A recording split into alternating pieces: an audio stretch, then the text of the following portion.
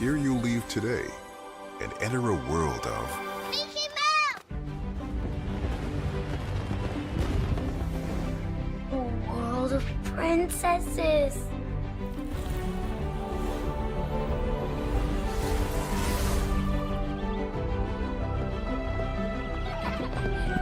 A world of villains. And heroes.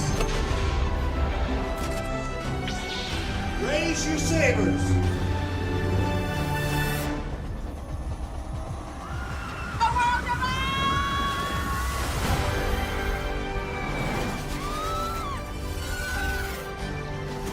A world of other worlds.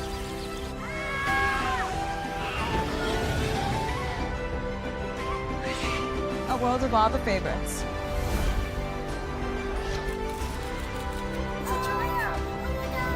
A world of throwbacks.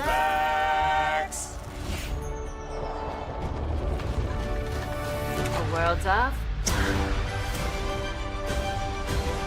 for whatever you love. Infinite worlds await.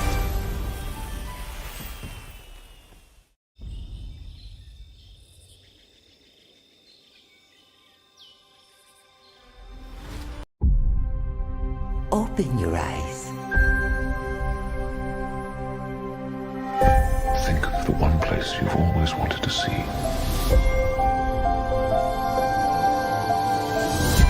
This is where our magic comes from. They say if you dream a thing more than once, Please, please, please. it's sure to come true. Everything you see exists together in the great circle of life. There were stories about what happened. It's true. All of it. In every job that must be done, there is an element of fun. I told you she was tricky. Life is full of possibilities. What do you want to be remembered for? The world is in our hands, and we gotta do something with it. I just want to say a word of thanks to all the artists, the workers, and all of you. The young and the young in heart. You helped make this dream come true.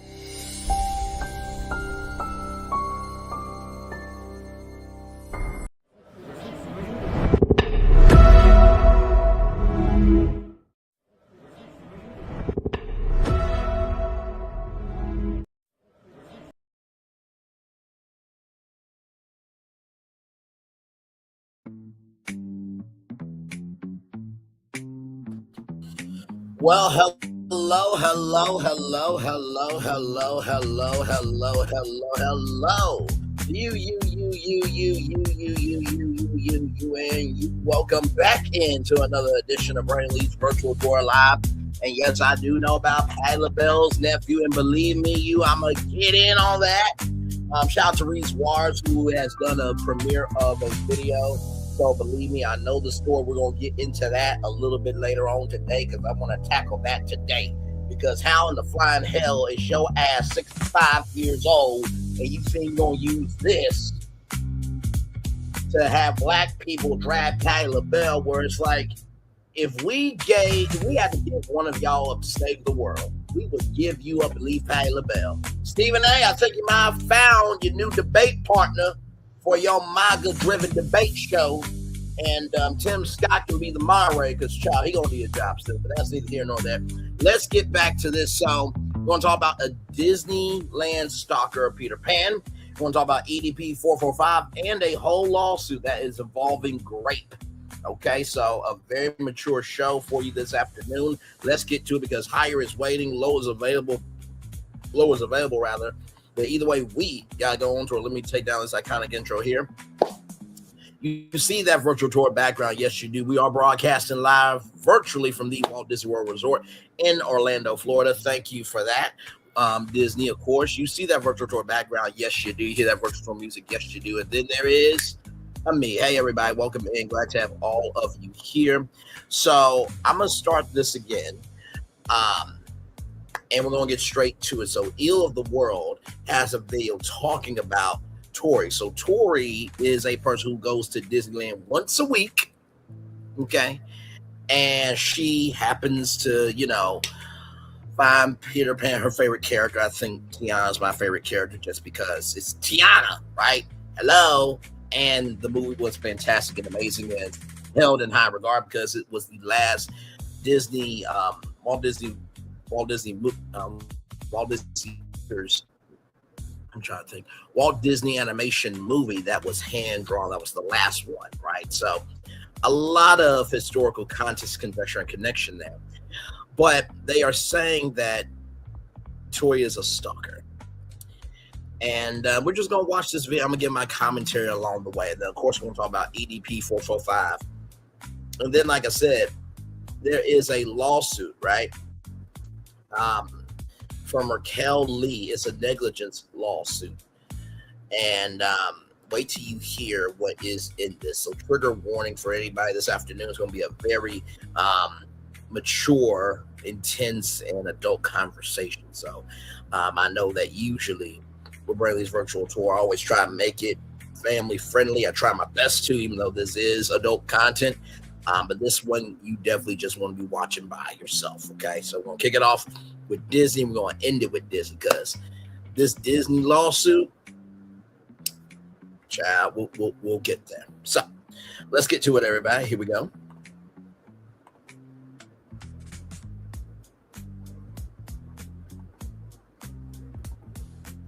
All right, roll it. It's me from the many videos that have been going around on TikTok. Yes, I had many interactions with Tony.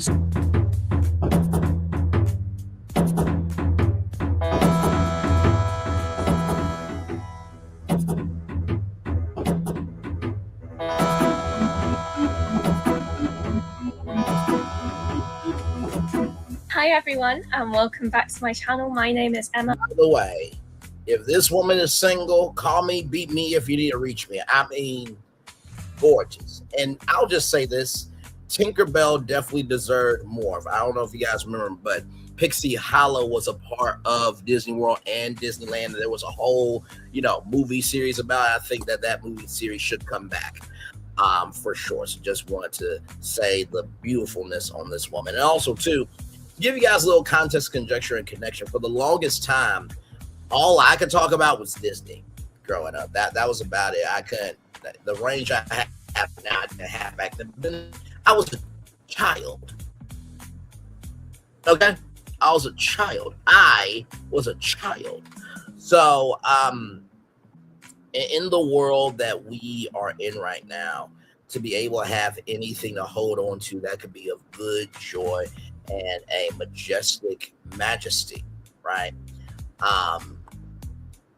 Of just being able to have a place to fall, I think that really should be protected, respected, and revered to the highest degree. But that's just my take from the offset. But let's keep going with this here. Here we go. Well, also known as Eel of the World, or also known as a brunette version of Tinkerbell today. I don't have a wig for this cosplay, so my brown hair is just going to have to do. And you're going to have to imagine I have wings attached to my back as well. If you haven't been living under a rock, you've probably seen all the controversy over on TikTok about this girl called Baby Tony 99, who is a TikToker that constantly is just forever going after the Peter Pan characters at Disneyland. No.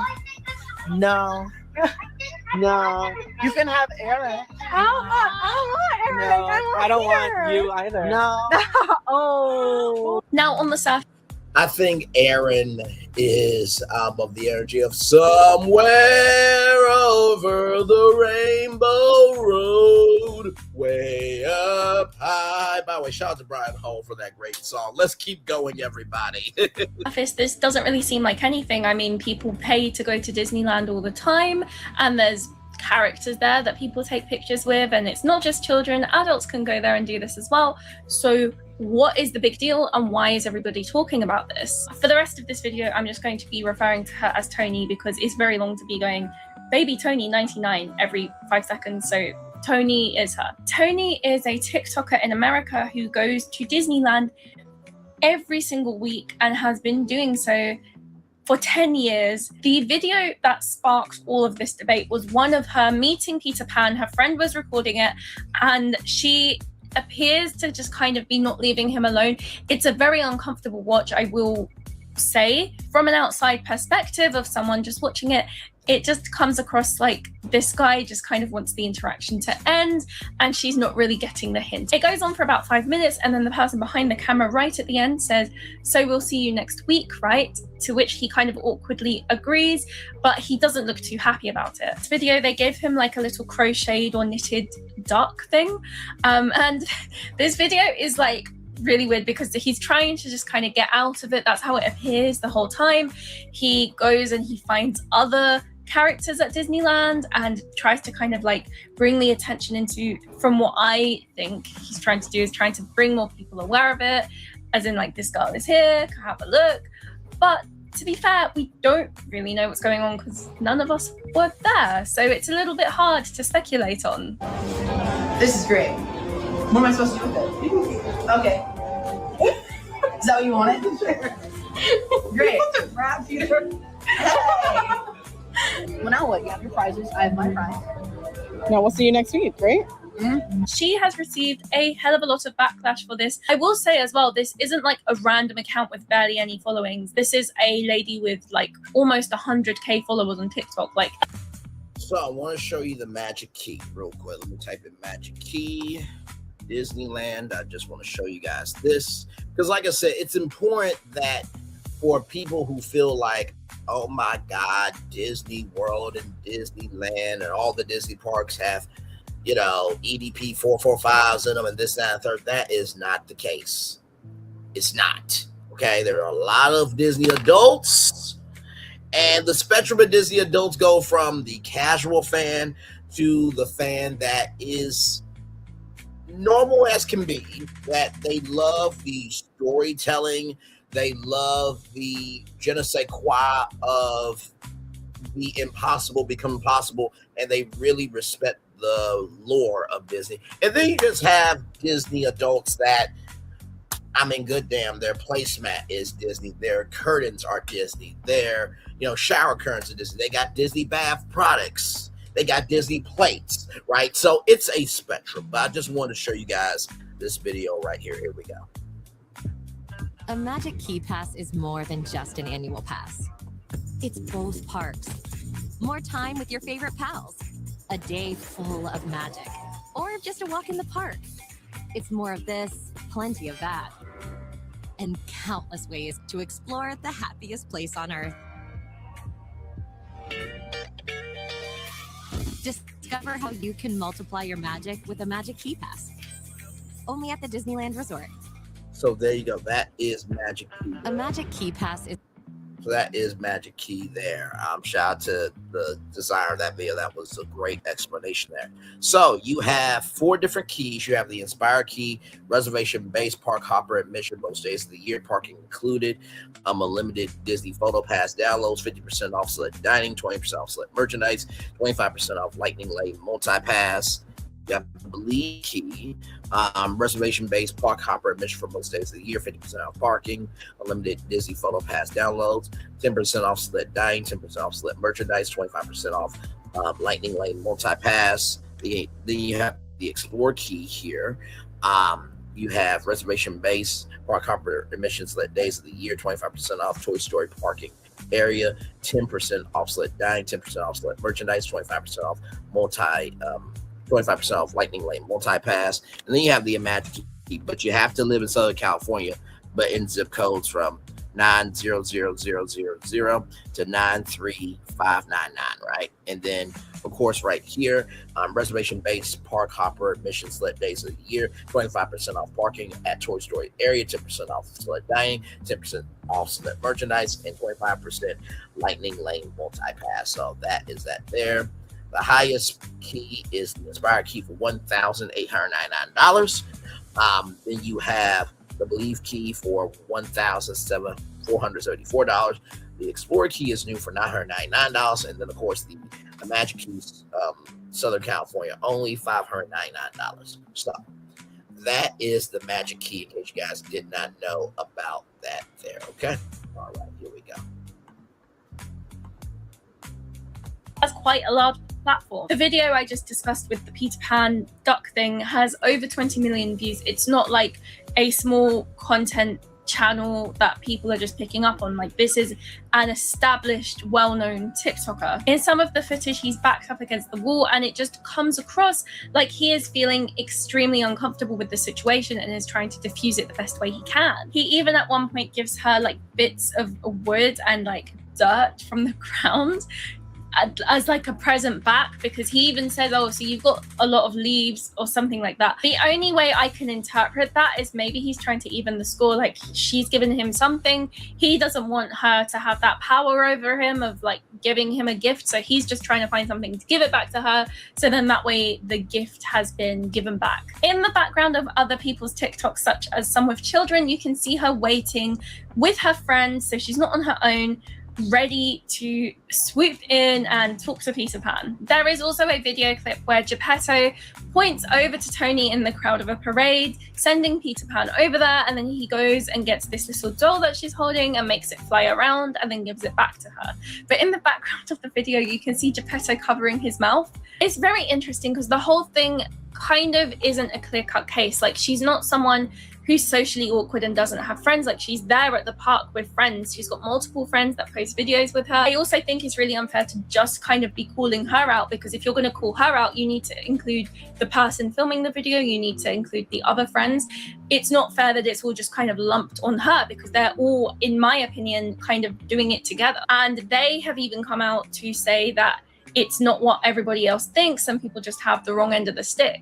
Tony hasn't done anything wrong. Now you're probably saying, but she's been stalking and harassing this guy for 10 years. And while it's true that she has been visiting Peter Pan, the character, not one specific actor, over the course of 10 years, this girl has posted 978 videos across 2 social media accounts. And let's just assume that none of them are doubles, which most of them are. That's still less than 2 videos a week. And not all of them are even with Peter Pan. And it's not like she's meeting the same Peter Pan actor every time or following one guy around. She is meeting the character. Now, the sad thing about this is that Tony is one of the sweetest people you ever meet, and she absolutely does not deserve the hate she's been getting. The main thing I want to say about this, though, is that all the people who are saying that she got banned, or that Peter Pan got fired, or that she spent over $2 million in the parks, or that she does this because she's neurodivergent, all of these people are straight up lying to you for clicks and views, and they are making money off of your gullibility. You need to stop believing everything that you see on the internet. People are actively scrolling through 10 years worth of Tony's videos, commenting on almost every single one, and then have the audacity to call her a stalker. I guarantee you, those people have spent more time in the past 2 weeks interacting and watching Tony's videos than Tony has spent with Peter Pan. Like, who is actually the stalker here?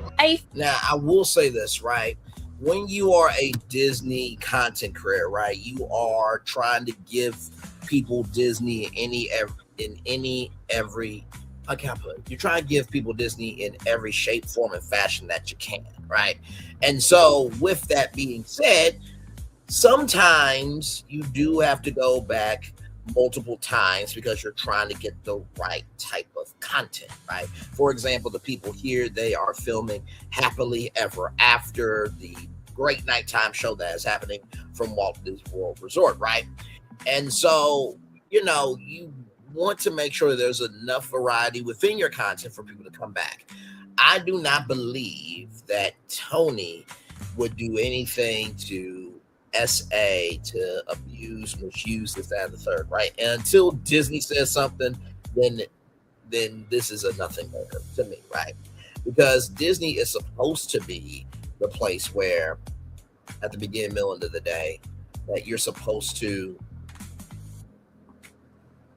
that you're supposed to be able to enjoy all of the park, right? So I want y'all to listen to this particular part, because Eel of the World says something very great here, very insightful, very clocked in, of a clocked in nature. Very curated version of Tony's life. These are the things that she records and chooses to version of Tony's life, giving us a very curated before and after the camera is switched on. TikTok is showing us a very curated version of Tony's life. These are the things that she records and chooses to upload.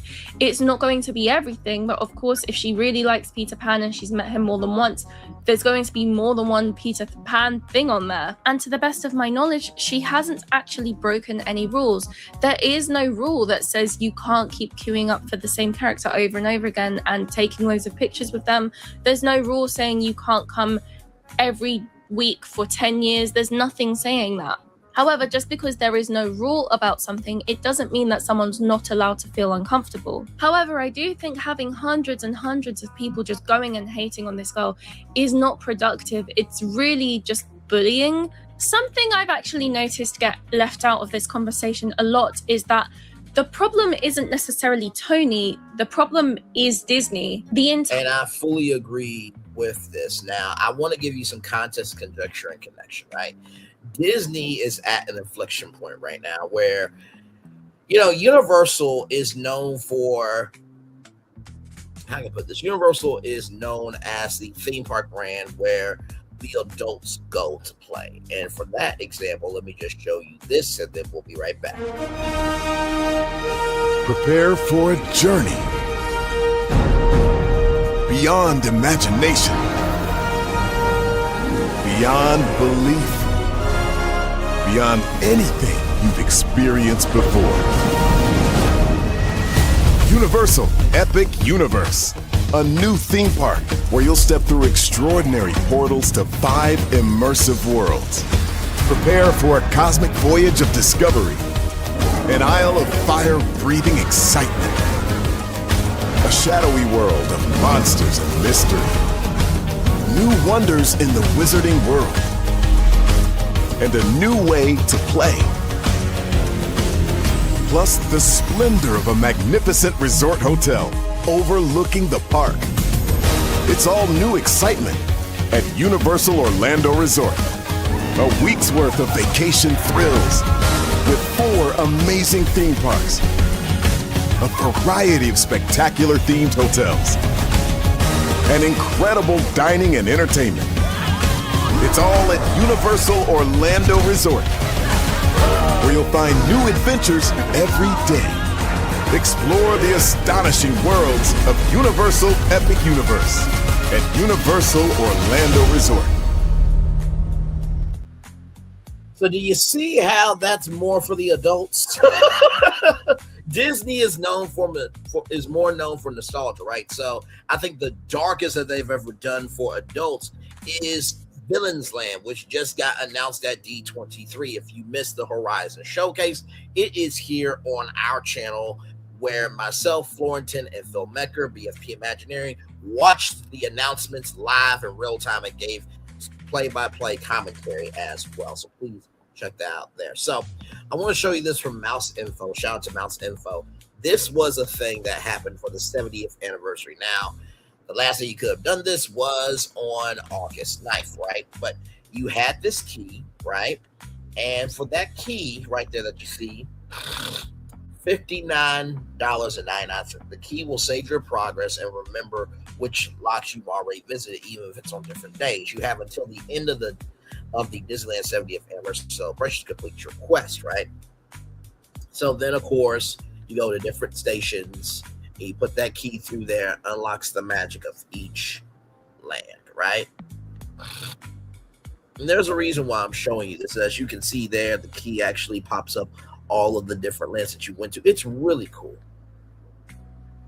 And I do think there is more that Disney could do with this key. I may make a separate live on that, but that's neither here nor there. Yes, indeed, there. So we're just going to keep going here. And then right here is your pin, right? So you could buy 9 keys and collect all 9 pins, but that's a lot of money, right? But Disney has to be able to bring in new audiences. And so I think that Disney's in this weird spot of like, do we lean more heavy on our kids and family audience, or do we carve out something for the adults? Because before Villains Land, I think the most adult thing was the alien encounter, right? And that was too scary, so they had to get rid of that. So context, conjecture, and connection on this destination here. All right, let's go back. Higher way the parks are structured allows for these kind of interactions to happen. When you watch a lot of these clips, there are long stretches where these interactions seem completely uninterrupted. She's able to spend significant amounts of time with the character, walk alongside him and interact with him without anybody stepping in. There's no security, there's nothing. In the background, you see little kids kind of waiting their turn and wanting to go over to Peter Pan and then not being able to, because Tony is taking up his time. And that raises a very important question. If Disney is allowing these interactions to happen, why are we putting all of the responsibility on Tony? Disney has deliberately created an environment where people are encouraged to become emotionally attached to these characters. The entire experience is built around meeting them, getting photos, talking to them, getting autographs, and creating these little magical interactions. I will say this was a very cute TikTok. And there's also an interesting disconnect between the face characters and the mascot characters. There is a big difference between going up to Peter Pan, who is a character that can actually look at you, you can see his body language, you can actually have a human connection with him, and one such as Donald Duck, which is essentially behind a wall, and the most you might get is a hug or a wave. Disney also has clear rules when it comes to guest behavior. There are things you are explicitly not allowed to do, such as cosplay, because it might confuse children and they might think there's two Cinderellas. And, you know, cosplay, for those of you who don't know, is basically the fact of you are basically becoming that character, right? And as much as Disney loves the fans, I understand why there is no cosplay, right? Because somebody could come up to me and think I'm Prince Naveen, right? Or might think that I am, I'm trying to think of another Black character, Dr. Facilier, for example, right? So they want this to be a very cohesive experience. That doesn't mean that you cannot enjoy the experience. Now, of course, if you have a Green Naveen shirt on, you know, Disney merch, then they can't really do anything about that. But if Disney can establish rules around what guests can't do, surely there should also be systems for dealing with interactions that are becoming excessive or uncomfortable. If Tony isn't directly being told to stop, why would she think she needs to stop? From her perspective, she's visiting a character she loves, the performers are interacting with her, she's being allowed to do it, nobody is telling her that she's crossed a line, and Disney is continuing to let her into the park. A guest who visits every week, buys tickets, food, merchandise, whatever it may be, spending money in the park, is quite literally a valuable customer, and their bottom line is the money. Yes. There is a massive contradiction here. Disney creates an environment specifically designed to encourage people to idolize these characters and repeatedly come back to experience that interaction. And then when one guest takes that enthusiasm to the extreme, the conversation becomes entirely about her behavior and not about the system that set it up. If a performer is genuinely uncomfortable with a particular guest, there should be a system where they can tell management or security and have that interaction be handled discreetly. I'm not saying security need to charge over and publicly remove someone. It could simply be a case of a cast member stepping in, shortening an interaction, or redirecting the guest elsewhere, but ultimately the performer shouldn't have to deal with it themselves while they're standing there in character. We can question whether Tony's behavior has crossed a boundary, we can discuss the double standard, we can talk about parasocial relationships, but if Disney has allowed these interactions to continue for years and nobody involved has directly told her that there's a problem, it's difficult to place the entire responsibility on one guest for a system that was designed to facilitate exactly this kind of interaction in the first place. I fully agree with that. And you guys know I talk about cultivation theory all the time over here, where basically the more you watch something, the more you become something, right? So if you constantly are in negativity, right? Like the people who are going to be reviewing that broken, dilapidated, and decrepit show on September 12th. And it's going to be round two of coleslaw or oatmeal versus everybody else, just like it was Melody versus everybody else. And then you get into your mental health not being right, other things are out whack, this, that, and the third. Then guess what? Congratulations, you played yourself, right? But if you are more into positive things and you can talk about anything and everything, and you're not confined to one thing, and you're not being upset that people are clocking your tea, right? When you can clock other people's tea, especially the same damn tea all the time, then, you know, you are consuming positivity, right? Now, this actor right here, I think he has the best perspective. The other one, it just seemed like a pile on to me. Let's watch. One of the Peter Pan actors from Disneyland has actually spoken up about how the situation made him feel. All right. Hi, everyone. It's me. From the many videos that have been going around on TikTok, I flew with Peter in Disneyland from 2014 to 2021. And yes, I had many interactions with Tony. So as you can see in the video, Tony's behavior did make me feel a little awkward and uncomfortable, but at no point did it cross any boundaries of what a character interaction should look like at Disneyland. She was very enthusiastic about meeting the character, maybe a little more so than most, but it never crossed the boundary of trying to get to know the performer. And so we need to end the discourse and the harassment and the online toxicity that is being aimed at her. She's doing nothing wrong. She's acting within all the guidelines of what a guest should do at Disneyland. It's a little extra and a little more than most, but she's within her right to do so.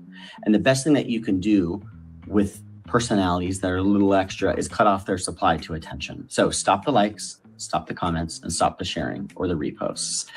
Again, what I say to you all, TikTok, is we need to end the negative discourse and cut off the supply to attention.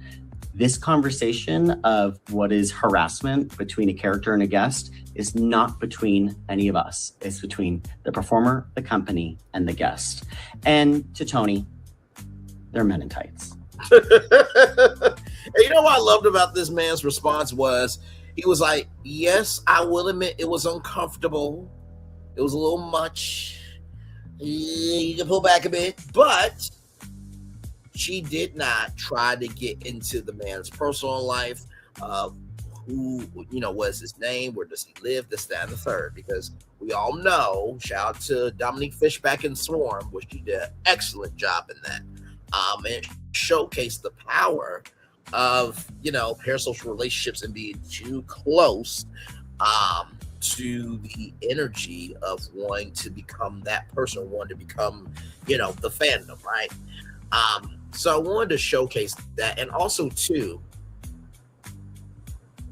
I want to show y'all this here, right? So this content creator is absolutely great. Her name is Vangelina Scoff. So absolutely great. I love her accent. Just if you're not subscribed to her, subscribe to her. But I just want to look at the comments here. I think this is not 100% about her, but it's about raising awareness for the possibility of abuse for the position these actors are in. I think she just happened to become the poster child for how thin that line is as our society pushes to normalize that micro action there and hold legitimate weight in how people are affected by the way certain people act. I can see this kind of discourse evolving the term microaggression into subsections. Former Disney face character here, I would 100% take this person over the many, many, many parents that will physically, sexually, and verbally harass us. I've had people choke me and slap me, grab my butt, call me every vile name in the book, and management couldn't care less. So yeah, I prefer the Disney adults so long as they are respectful. Just a bit more context, as I haven't seen anyone comment about here. Face actors aren't allowed to cut short interactions, even if they're uncomfortable. Rather, they're not allowed to turn away or ask her to stop until their handler, a cast member who's not a face actor, ushers them along. That's why long interactions with one person end up dragging on and feeling awkward, since the face actors have to keep the match going.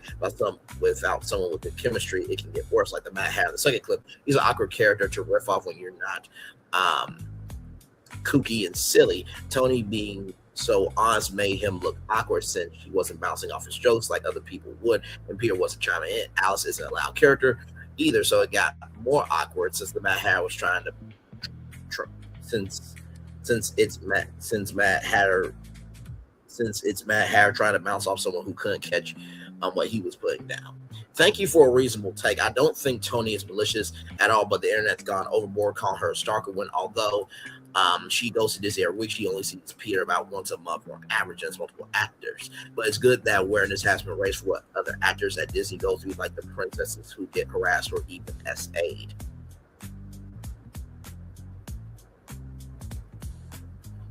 Right here, weighing in as a crocheter, because she is a crochet artist, that Amaguri toy with the air tag is absolutely correct. Amaguri doesn't have seams like that. Most pieces are worked in rounds, and you have to crochet around the air tag to close it inside the toy. Look at that picture. It is absolutely AI slop and spreading the worst of accusations. Yeah, she's a bit much. I used to info dump about people about alpaca, so aren't we all a bit much at times? Absolutely losing it about your screen being haunted by a foot enema. So as you can see, there are people saying that y'all stop. Okay, now I'm going to read the response from Tony. Okay, this is from Wired.com. Okay, here we go. Make sure y'all can see it. Yes, you can. Okay, awesome sauce. Here we go, y'all. Here we go. Viral Disneyland content creator defends her special friendship with Peter Pan. Disney superfan Tony Koscucci, has been accused of stalking her very character, sparking discourse about boundaries of park actors. She tells Wired the backlash is unfair. As a Disney content creator, Tony Kalish posts meet and greets videos with lots of Disney Differentland theme park characters. And that's also another thing I want to mention. Disneyland is the local park, while Disney World is the park for everybody else, right? So you get more personal interactions with the characters. For example, the beautiful Evil Queen, that shade, slayed, and everything in between. And should still have her job, Disney, quite frankly. Okay, she should be part of the villains land. Okay, actually, you know what? Because of that new ride is going to be beneath the Evil Queen's castle, she needs to be the Evil Queen at Disney World. Let her reign, okay? And I hope that that woman is still getting jobs because she did an amazing job. She should have never been fired, Disney. Just saying. Here we go. But her favorite is Peter Pan, a hugely popular character in the Disney parks. Peter Pan has a large internet fan base and is beloved for his spontaneity and playful interactions with guests, as well as his sharp-tongued and often brag personality. Kalish, a 27-year-old Los Angeles native who goes to Disneyland about once a week on her annual pass, loves making videos of herself with Peter, posting videos of herself playing tag with him or skipping around the parks. Kalish, who uses her middle name online for privacy reasons, of course, never thought that there was anything problematic about her Peter Pan content until August 2nd, when she saw that a video in which she gifted Peter a crochet duck keychain was getting a lot of attention. As the views grew from 10,000 rather to 1 million, the negative comments started to pile up. Slice that duck open and make sure there's no air tag inside, one commenter wrote. Imagine being known for the creep that follows Peter Pan around. Another says controversy unfolded. Her TikTok following more than doubled from about 50,000 followers to 125,000 followers. By the way, shout out to Miss Rachel. Miss Rachel says, don't lie to kids that everything's okay in the world. Miss Rachel, we stand for you.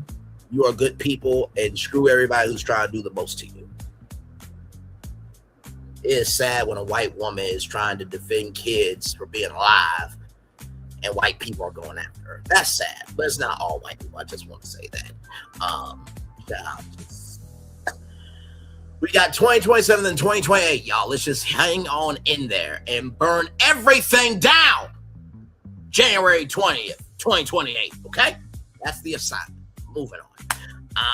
Kalish was surprised. She knows about the internet's and apathy toward so-called Disney adults or people obsessed with Disney movies and theme parks, with many accusing them of being self-indulgent, overgrown children. But she also doesn't think that her Disney fandom has crept into the rest of her life in an unhealthy way. She has a husband of 4 years and a full-time job as the manager of a big box retail store. She has no formal affiliation with the brand and just makes Disney content as a hobby. It's not like I'm going to the store or to my job thinking about Peter Pan. She says it's just that when I'm inside Disney, I'm able to release my inner child and the kid who doesn't want to grow up, and that's what Peter Pan stands for. But that's not what the people coming through her Instagram and TikTok accounts thought. They unearthed 10-year-old videos of her meeting Peter Pan at Disneyland as supposed evidence of her obsession. Even circulated change that competition to have her banned from the parks. Here's the blessing about Disney, right? Disney, while they have faltered in some ways, like for example, there was a kid who passed away and they wanted Spider-Man as the headstone, right? Because Spider-Man relates to death. Of course, the character would say, sure, go ahead. Disney did not want that because they didn't want their characters to be out there. So there was such an uproar, rightfully so, that there was a personal lithograph given to the family. Okay, so Disney has not been the best, but in the same token, we know that there are worse things that can happen at Disney World and Disneyland, at the Disney parks around the world, that this is nothing. And not to mention too, there's so many people that post childhood photos and videos of them at Disneyland and Disney World parks around the world. So really, let's roll on. They analyzed Peter Pan's body language in the video, saying it reflected his discomfort with her. They commented on her wedding video and expressed sympathy for her husband, accusing Clarissa of secretly being in love with Peter Pan. Clarissa's husband, a Marine, is more of a casual Disney fan, but is really supportive of her content, she says, though he prefers Cars Lightning McQueen to Peter Pan. Worst of all, Clarissa says, someone figured out where she works and posted the address, prompted her manager to change her hours for security reasons. And that is going way too damn far of doxing.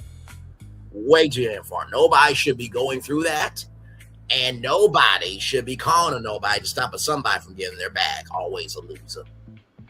Like I said, Cynthia Bailey, Drew Sidora, and Cardi B is elevating Melody Cherie. Who's elevating you? You have a song called Leave Me Alone, but yet you don't do it, yet nobody is listening to that song. Moving on. It's definitely taking a toll on my mental health. She says, imagine waking up to thousands of comments saying you're a crazy stalker lady every single day. By the end of last week, Clarissa was known worldwide as the deranged Peter Pan girl, the baby reindeer of the Disney influencer ecosystem, a reference to Netflix's 2024 black comedy series about Scottish comedian Stalker. People really just took a 5-second video of meeting Peter Pan out of context and ran with it. She says the internet obsession with Peter Pan girl touches on a few direct internet culture flashpoints. The rapper spread a social media misinformation, the hysterical nature of TikTok, armchair analysis, and dogpiling, and of course the widespread loathing of Disney adults. But Clarissa is not the first Disney content creator to be accused of violating boundaries of popular face characters. Disney's term for characters who appear in the park outside full bodysuit, unlike Mickey and Minnie.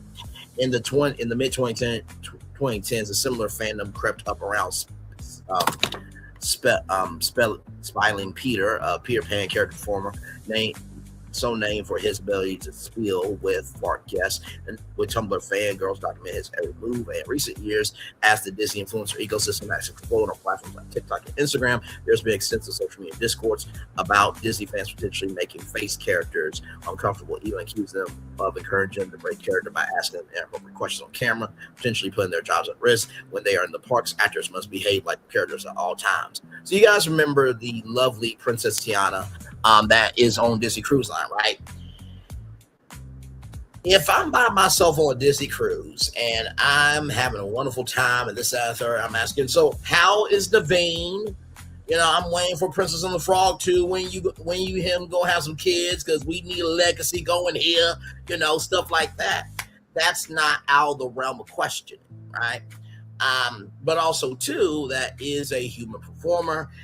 And if she sees me, you know, helping out family, or, you know, she knows this, my attitude is nice and pleasant and bubbly, this, that, and third. She's like, hey, is there something we can do extra for him? He's been really, you know, a kind person all cruise long. He, you know, no, let me get that for you, this, that, and third, even though this is his vacation. She can do that, right?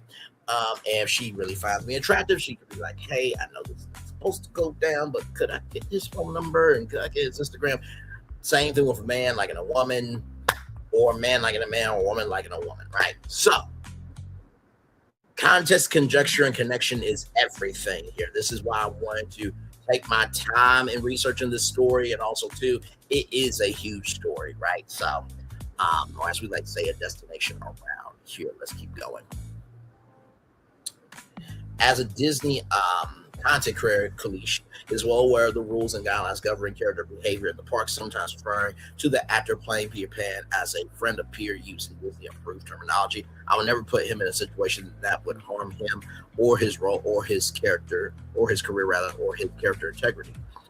She says of Peter Pan, she also refutes the popular accusations that she spends an inordinate amount of time chasing Peter around the parks to bolster this point. She showed me a Disney Unwrapped post. Her version of Spotify Unwrapped revealed that she only met Peter Pan 7 out of her past 30 visits to the parks. But it's also clear that Kalicia's interest in Disney, and for that matter, Peter Pan, extends beyond that of the average fan or even the average Disney adult. She says the actors playing Peter know her by name and recognize her week to week, remembering the gifts she has given them and their previous interactions. I do think people know that Peter Pan and I have a special friendship, she tells me. Disney did not respond to a request for comments. Since the online backlash started, Kalish has briefly considered whether some of her critics may have a point. I've been asking myself, why do I go beat him? Why do I go out of my way to find him? Why do I go and meet his characters, have these interactions with them? She says, and she has landed on a very simple answer. Seeing him makes me happy. Dressing up makes me happy. Going to Disneyland once a week makes me happy. She says if people are going to hate me, I'm not going to let it stop me because I know I'm not doing anything wrong. For a few weeks, Kalish has been too scared to go back to the parks, let alone make Peter Pan content. But with the support of her husband and her friends in the Disney content creator community, who she says has fiercely defended her against online trolls, she recently returned to the park. Aside from a few people recognizing her as Peter Pan girl and serendipitously took the photo, she was large enough below. Initially, she tried to steer clear Fantasyland where Peter Pan usually hangs out. I was afraid of making everything worse, she says, but when she saw him on carousel, he waved at her and then asked her to ride on the horse next to him. He told me never to stop visiting Neverland, she says, which is honestly exactly what I needed to hear that day. So you have heard from her. I think this is a nothing burger. And guys, sincerely, can we all just believe in the fact that there is somebody who is enjoying something good, wonderful, and of a joyous energy, please? Good damn. If you can't be happy at Disney, where can you be happy? Damn it. Hell. Now we got to go from this child to EDP 445. Child, let's watch this here. By the way, I'm going to show you this beautiful sister here because she is known. Okay, she's got many channels. Ornati right here. This is Ornati Media, and so she has her own universe here. So she has the flagship, right? So she does long form video essays and documentary style works. She has Orani Pop. She has Olay and Chill. She has Orani Politics. She has Orani Bites. She has Olay and Friends. She has Olay and Kenny. She also has Orani Extras. So she has 1, 2, 3, 4, 5, 6, 7, 8 platforms. Okay, so she is not playing at all. And this is the wonderful team here that does it. That's the founder, that's the lead editor, and that's the assistant editor. I would love to be a social media director for her and just let her know of just how great she is, because she is really great, as you are about to see. So here we go with EDP 445. It's the nastiest mother ucker alive. Olay and Chill. Here we go. Little extra with YouTube shopping. Extra? By tagging what you love. They had the transcript, they had the log, they had the screenshots and all that shit. What do you think I'm trying to do? Well, it sounds like you're trying to 13-year-old girl. If that's what he looks like, I guess that's what it is, man. Yeah, so I have dreams probably about maybe twice, sometimes even 3 times a week of me viciously people. Now, this documentary is from Mike Club, right? And this is the Inside the Sick Mind of EDP 445 documentary. I've watched the documentary. My God, Jesus. It is, you gotta have an off day. And then you need to take just 3 cups of aloe vera down your throat, because just now EDP 445 is a dude. His rise to fame was basically talking about the Philadelphia Eagles, and he has said some nasty ish, like how much he eat off his meat to the point where he doesn't have any meat, allegedly. He blew up a Chipotle, restroom. I mean, all types of stuff. He was on like Tosh.0, and he was with Tyler, the Creator. He was huge.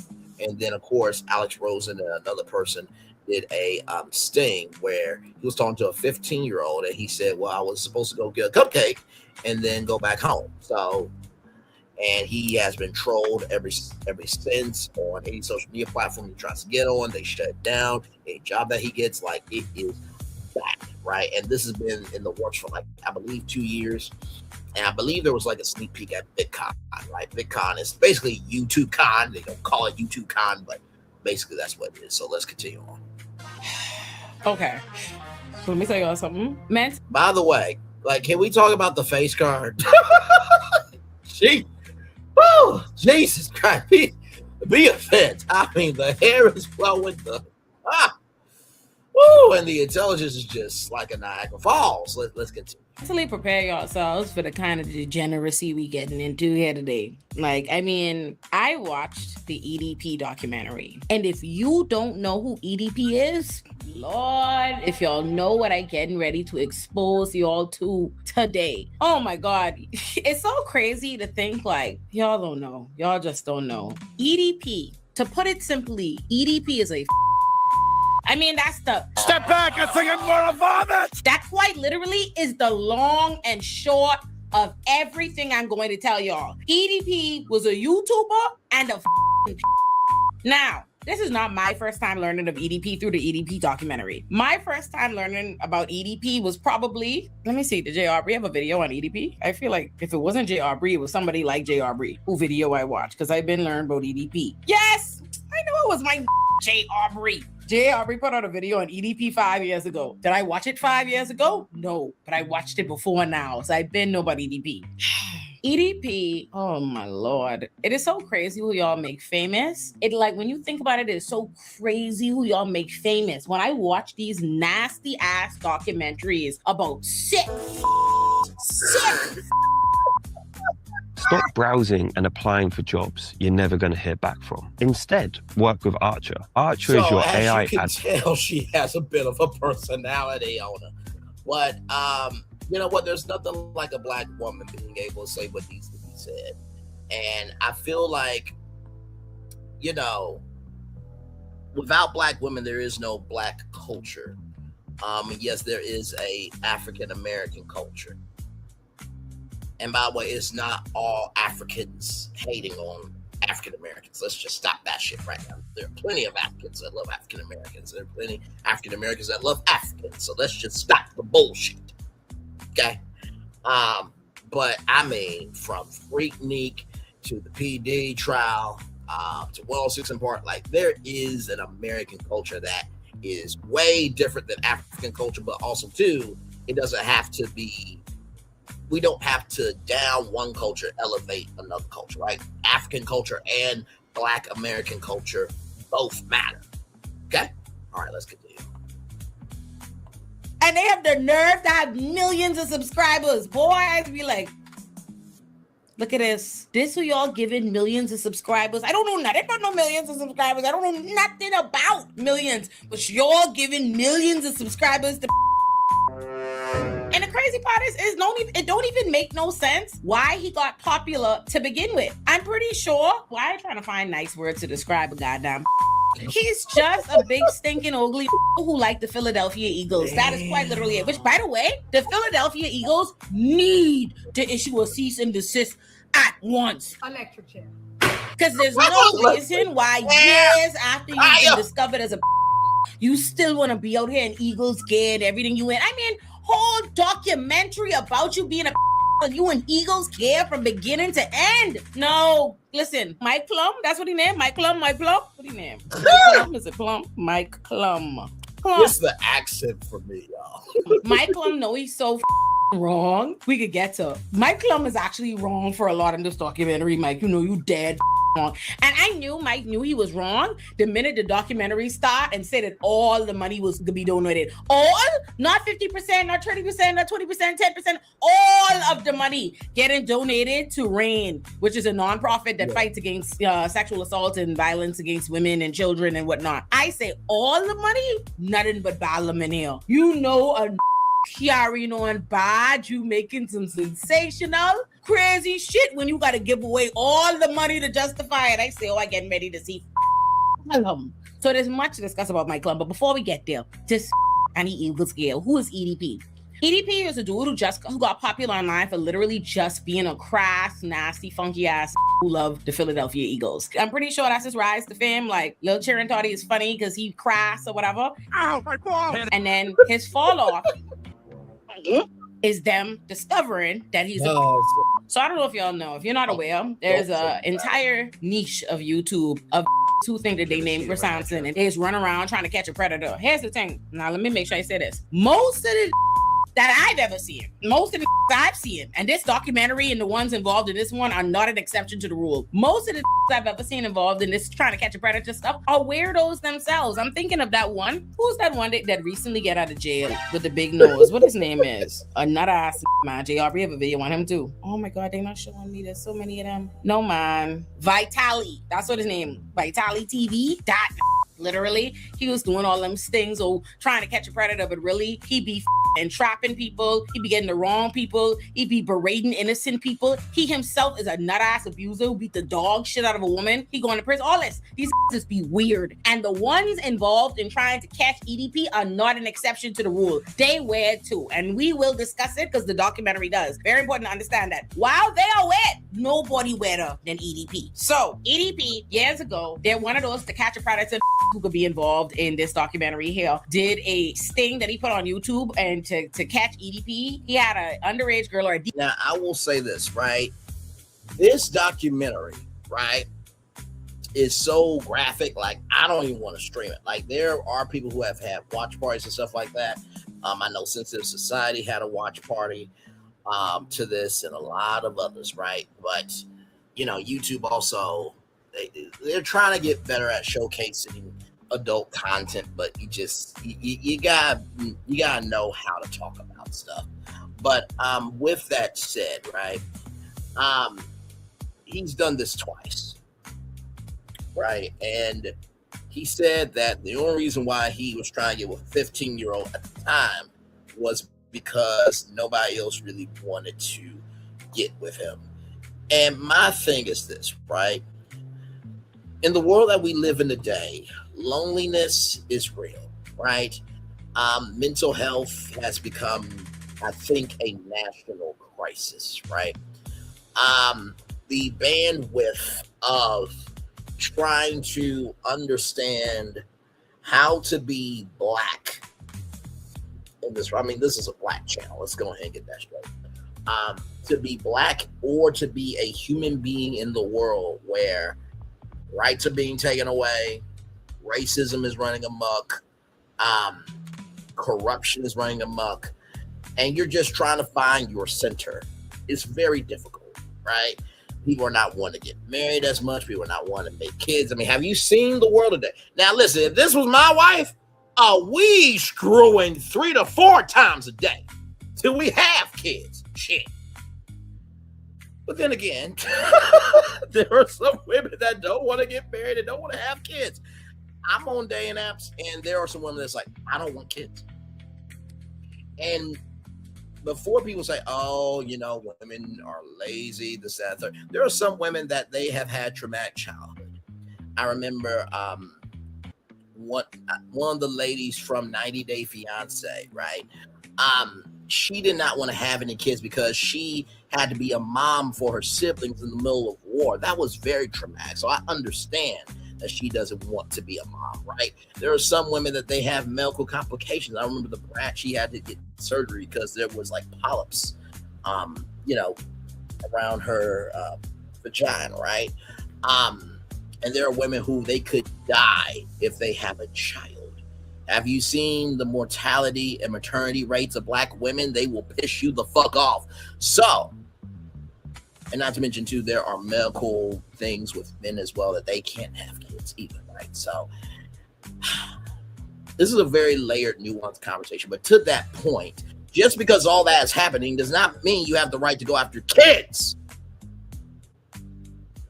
And EDP 445 tried to say about Chris Tyson that we should not be looking at lolly content. And lolly content is pretty much children that are, they're supposed to be like creatures that are 400 years old, but they look like kids. Y'all, I'm giving you context, conjecture, and connection because if you don't watch this type of stuff, if you don't know about EDP 445 and you don't know about that world, this is going to seem foreign to you. So this is why I'm breaking it down in a context, conjecture, and connection where it is easy to digest. And that's why I wanted to come back and have a longer form discussion with you all. I know that when we talk about Disney, right, it is usually of a very fun, ferocious, and frolicking nature. We talk about Universal, Six Flags. When we talk about entertainment, media, pop culture, I try to find the fun stuff. But then every once in a while, there's the heavy stuff like this that we need to speak about. Because here's the thing. The conversation that I'm having right now, imagine that there is a child or an adult coming out for the first time today as I'm speaking right now to tell a family member that they were abused in their childhood and how long they've carried that pain around, right? So just wanted to say that. All right, let's continue on, everybody. Decoy that EDP was texting with and sexting with, who he thought was a 13-year-old girl, and he meet up with the girl around the girl to get cupcakes or whatever. Well, I was actually coming out here to pick up a cupcake and then go back home. Hey, we got it. Oh, by the way, that sting, YouTube took that down from anybody's channel at that time. That's how big this was. Let's continue. Kind of go over the things with Sophie. We have you talking to Sophie, correct? Yes or no? Right. They had the transcript, they had the logs, they had the screenshots and all that shit. And they had it all on camera. They catch him. They know he's a the police ain't do nothing, but YouTube did something. So they got him off YouTube. That was the beginning to the end, right? All kind of different YouTubers they have involved in that. Now, for years, he kept trying to come back on YouTube, and YouTube kept banning all his accounts and whatnot. And then that brings us to the trailer dropping for this documentary, because the trailer in and of itself is nuts. What, are you fucking nuts? I mean, the reason why I wanted to have sex with a 13-year-old is already fucking clear. You need to leave. Right now, there are two groups of people using AI in e-commerce, and only one of them is making money. The first group are on Facebook. You heard that correctly. You heard that motherfucking correctly. Yeah, the fact that he wanted to have intercourse with a 13-year-old girl, it was clear. What? And what the uck is wrong with you? Let's keep going, everybody. All right? Let's keep going. And I'm like, the sheer ego involved in thinking that because you've gotten away with millions of people being aware that you're a and because the police don't give a which, let me be clear. Let me be clear. Now, here's the thing. I'm going to push back from Miss Raquel Lee for a second, my YouTube wifey, for a minute. I think that is bigger than ego. I think it is the mental blasphemy that you think that this is acceptable behavior, right? So I think that's bigger than ego.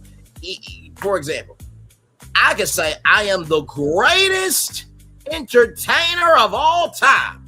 We all know that's Michael Jackson, ladies and gentlemen. But I have the ego to say that because of the experience and the work ethic that I've put in and the ideas that I have formed that have not been seen by the world, right? That's ego. But to me, I really do think that this is a mental selection of behavior.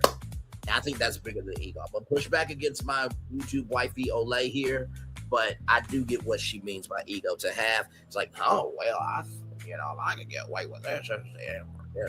What else can I get away with? Let's keep going.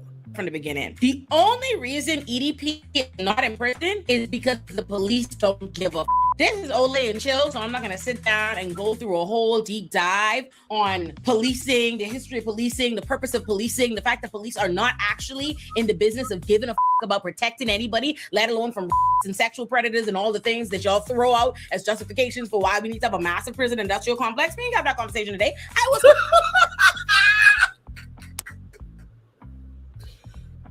Wifey is ready. She's like, I understand the platform I own, but damn it, this is still my platform. I ain't mad at it. spare you. Aaron, just put the many intelligent videos I have on my other channels about this that y'all could go to. Just know that this is proof of it, because they spend considerable time in this documentary trying to blame one of the knockoff To Catch a Predator that exposed him, trying to blame him for the reason that EDP is free. Like, oh, if he hadn't that up, oh, he did it wrong. Now, I will say Alex Rosen, he has said racist comments before. He supported Chuck Builder, where he was basically saying the N-word to people and then escalating that to just whoop ass on black people. Yeah, that's a thing. That's a thing. That is a thing. I know. Believe me, I know. Let's keep going. Oh, blah blah blah blah blah blah. Listen to me. To believe you could. This is America. Understand? Listen. I say this to y'all as somebody who is a public defender, who has represented more than 1,000 people. I can tell you without a shadow of a motherfucking doubt, if the police want to arrest you, they can arrest you. If they want to bring charges on you, all they need to say, all they need to hear is a thing about a motherfucker. Okay? Don't let them convince you that, oh, their hands are tied. They are unable to arrest the that they have put on man saying he's a and a bunch of young girls saying he was texting them. Please. Got it. Do not think that in all these years, if the police wanted to arrest this boy and charge this, not boy, funky, if they wanted to arrest and charge this big funky, they could have. They just chose not to because they don't give a I don't care. And they spend so much time trying to convince you in the documentary because they don't want to put it on the police. They always want to find a way to obfuscate. Every time you watch a documentary, you watching The Worst Neighbor Ever, you watching, me and Steve was watching any of them. Any of these true crime documentaries, they always have the family and everybody telling you the million ways in which the police failed them, refused to do anything, wouldn't take any action, had all the evidence, XYZ, but the police ain't doing nothing. And they always have the police there pretending as though they be killing me. Oh, we need, to prove something beyond a reasonable doubt. Oh my Jesus. As though police and arrest and basic charges has anything to do with prosecutors trying to prove anything beyond a reasonable doubt at trial. As though that has ever been the standard for arresting. Stop this nonsense, okay? If they gave a about this big funky preying on your children, they would put a stop to it. But importantly, let me make sure I make this clear, because it's clear that it's not clear to EDP. He have it in his big, stinking, stupid melon head. I think you're ugly. I think you're fat. I think you're stupid. That because they ain't do nothing about it in all this time, because they wasn't able to build a case on him based on this failed sting operation, he somehow convinced himself that means he could get up in front of a camera, not one camera, multiple cameras, different angles, over a period of time and sit in a documentary and tell you he is a Yes, well, maybe, but only if you're a good girl. What are you trying to do here with this? What do you think I'm trying to do? Well, it sounds like you're trying to sexually assault a 13-year-old girl. If that's what it looks like, I guess that's what it is, man. I mean...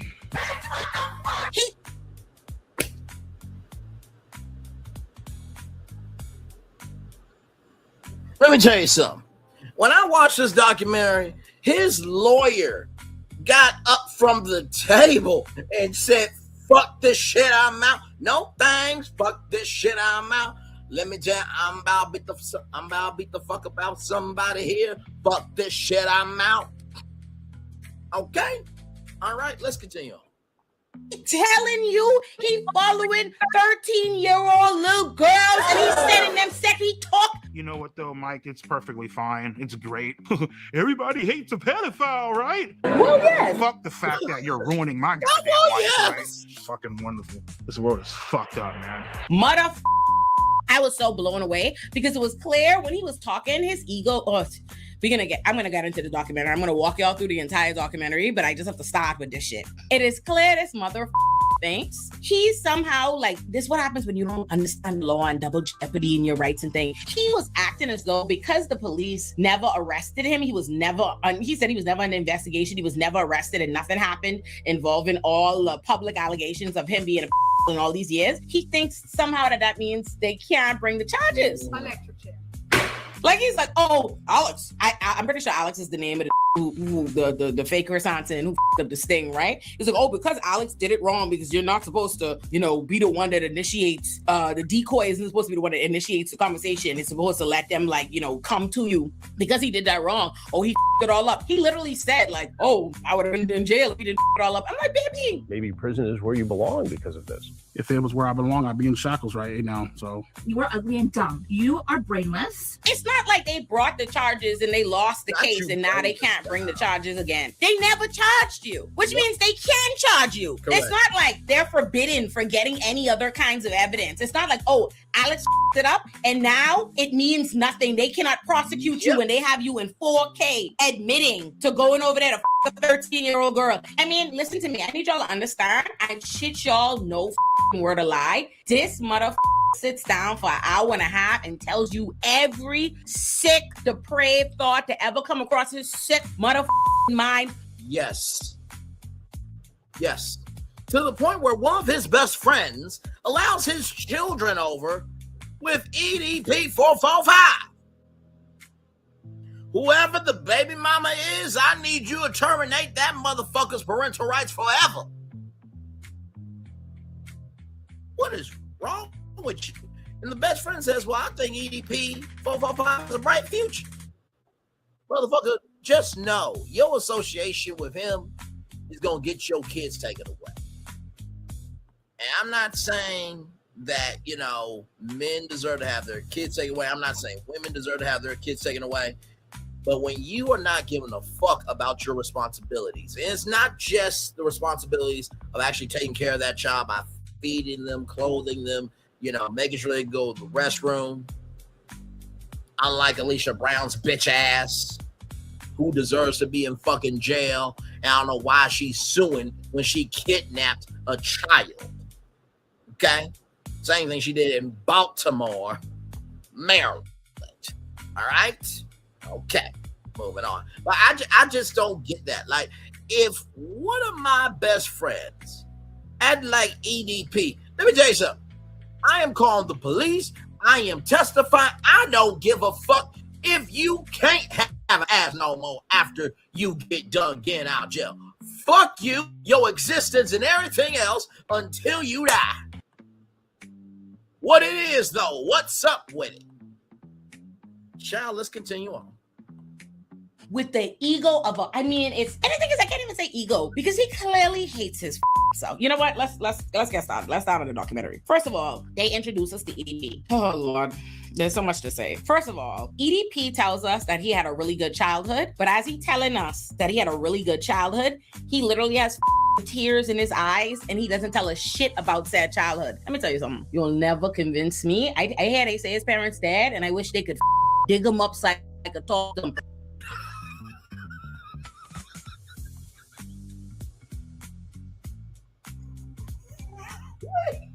Wait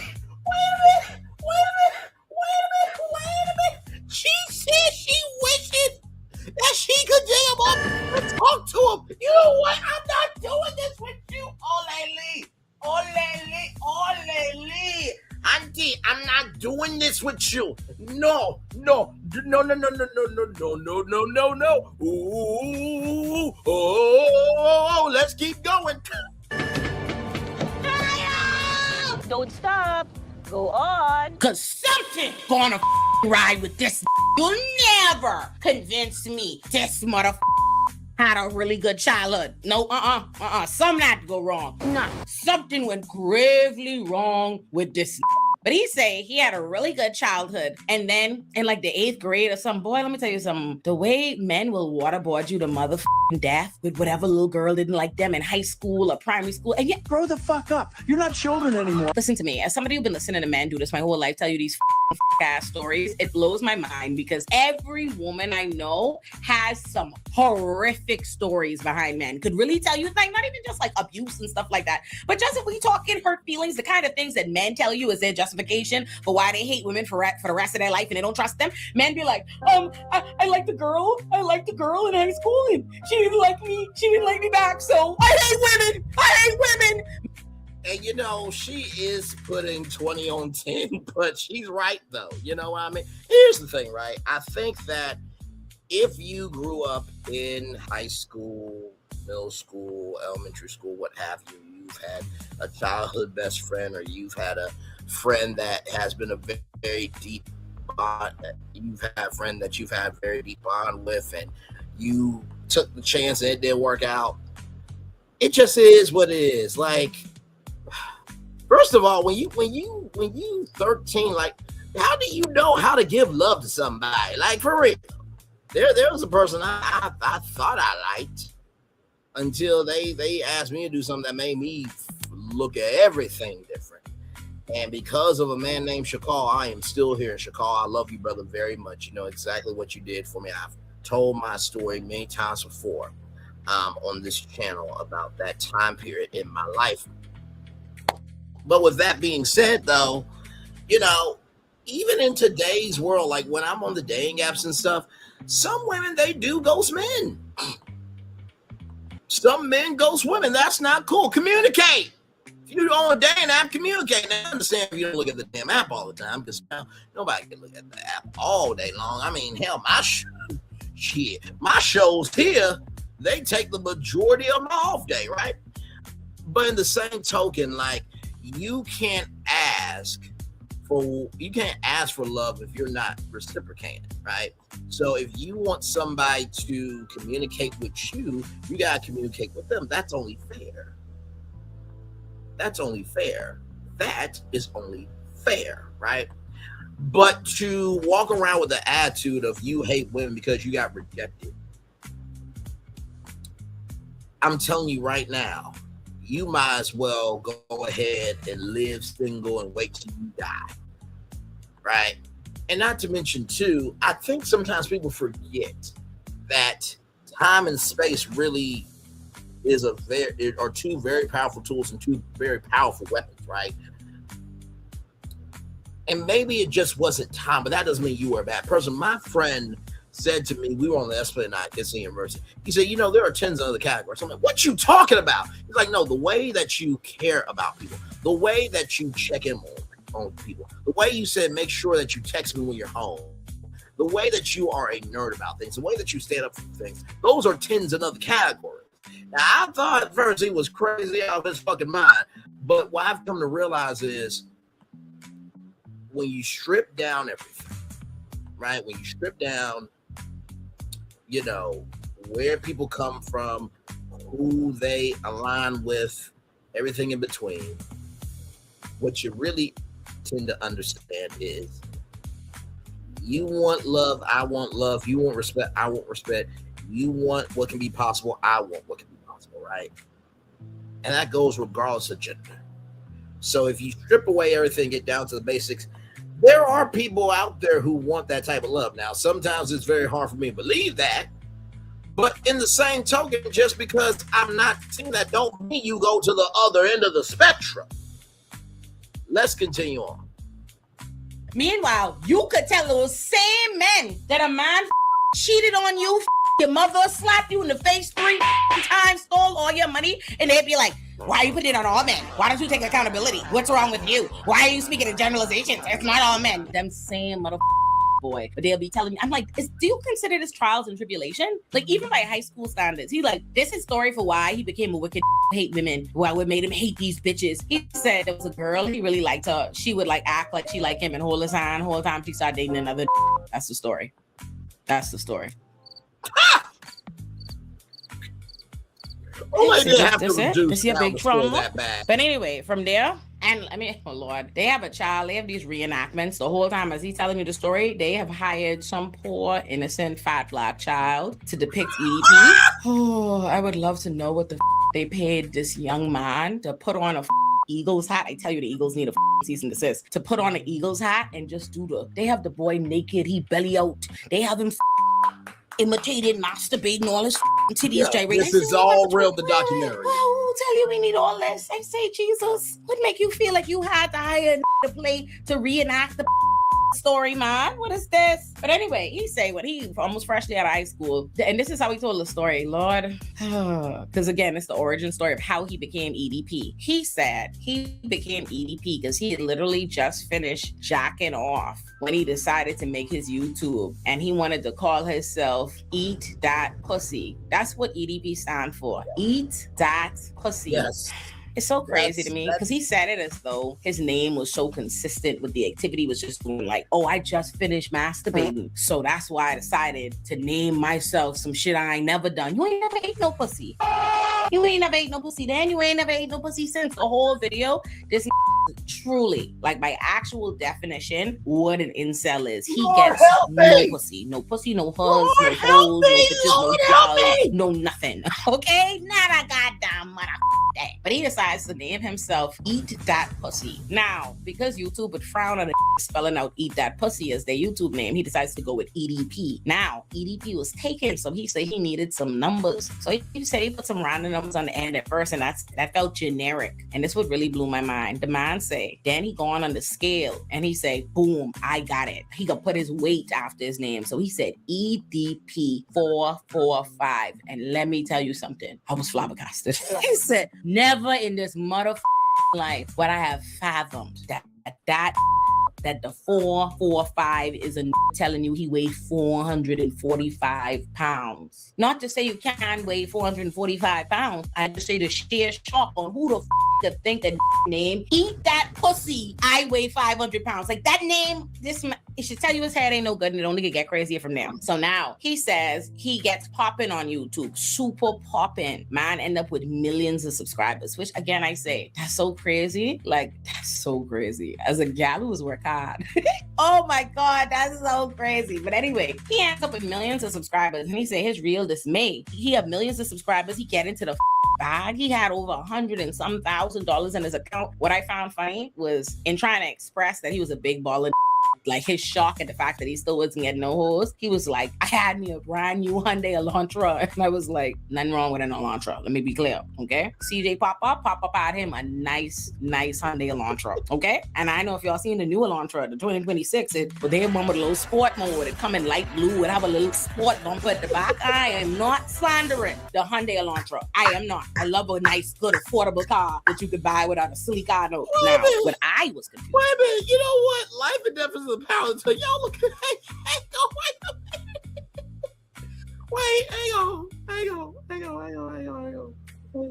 So crazy. But anyway, he ends up with millions of subscribers, and he said his real dismay. He had millions of subscribers. He get into the bag. He had over $100 and some $1,000 in his account. What I found funny was in trying to express that he was a big baller, like his shock at the fact that he still wasn't getting no hoes. He was like, I had me a brand new Hyundai Elantra. And I was like, nothing wrong with an Elantra. Let me be clear, okay? CJ pop up had him a nice Hyundai Elantra, okay? And I know if y'all seen the new Elantra, the 2026, they have one with a little sport mode. Not an ad. Please pay us Honda. This is my wifey, damn it. You speak it to existence. What the fuck you want? Ciao. Come in light blue and have a little sport bumper at the back. I am not slandering the Hyundai Elantra. I am not. I love a nice, good, affordable car that you could buy without a silly car note. Now, what I was confused about was what would make one think that a Hyundai Elantra would be a hoe magnet. Why would that be something you would think? Who in the history of ever has thought such a thing? But he did. Yeah, no, that's not a hoe magnet. You know, having a car that can work and not break down, and also you don't have to get so many repairs on it, would actually be a wifey magnet, because that means you're stable, that means you're consistent, that means you're responsible for things. Let's keep going.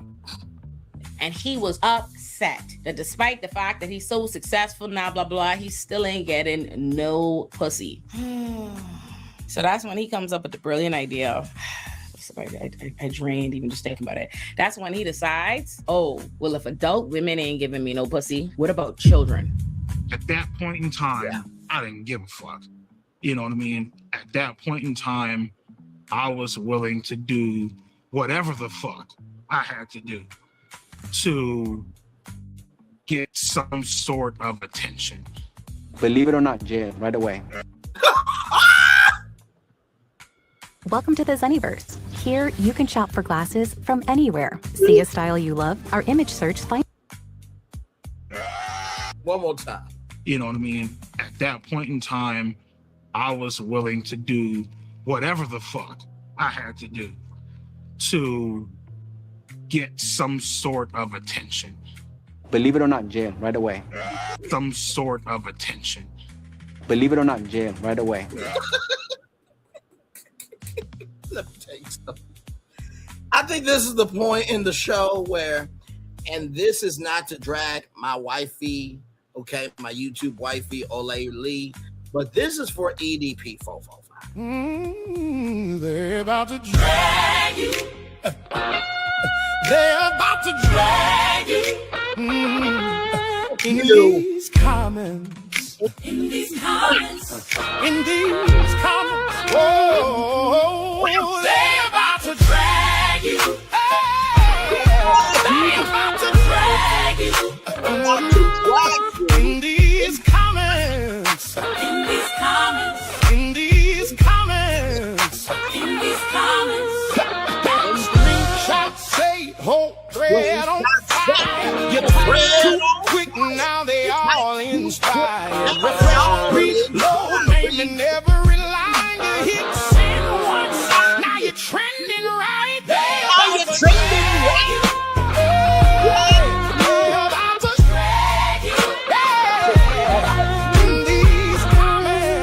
In these comments. Oh, yeah.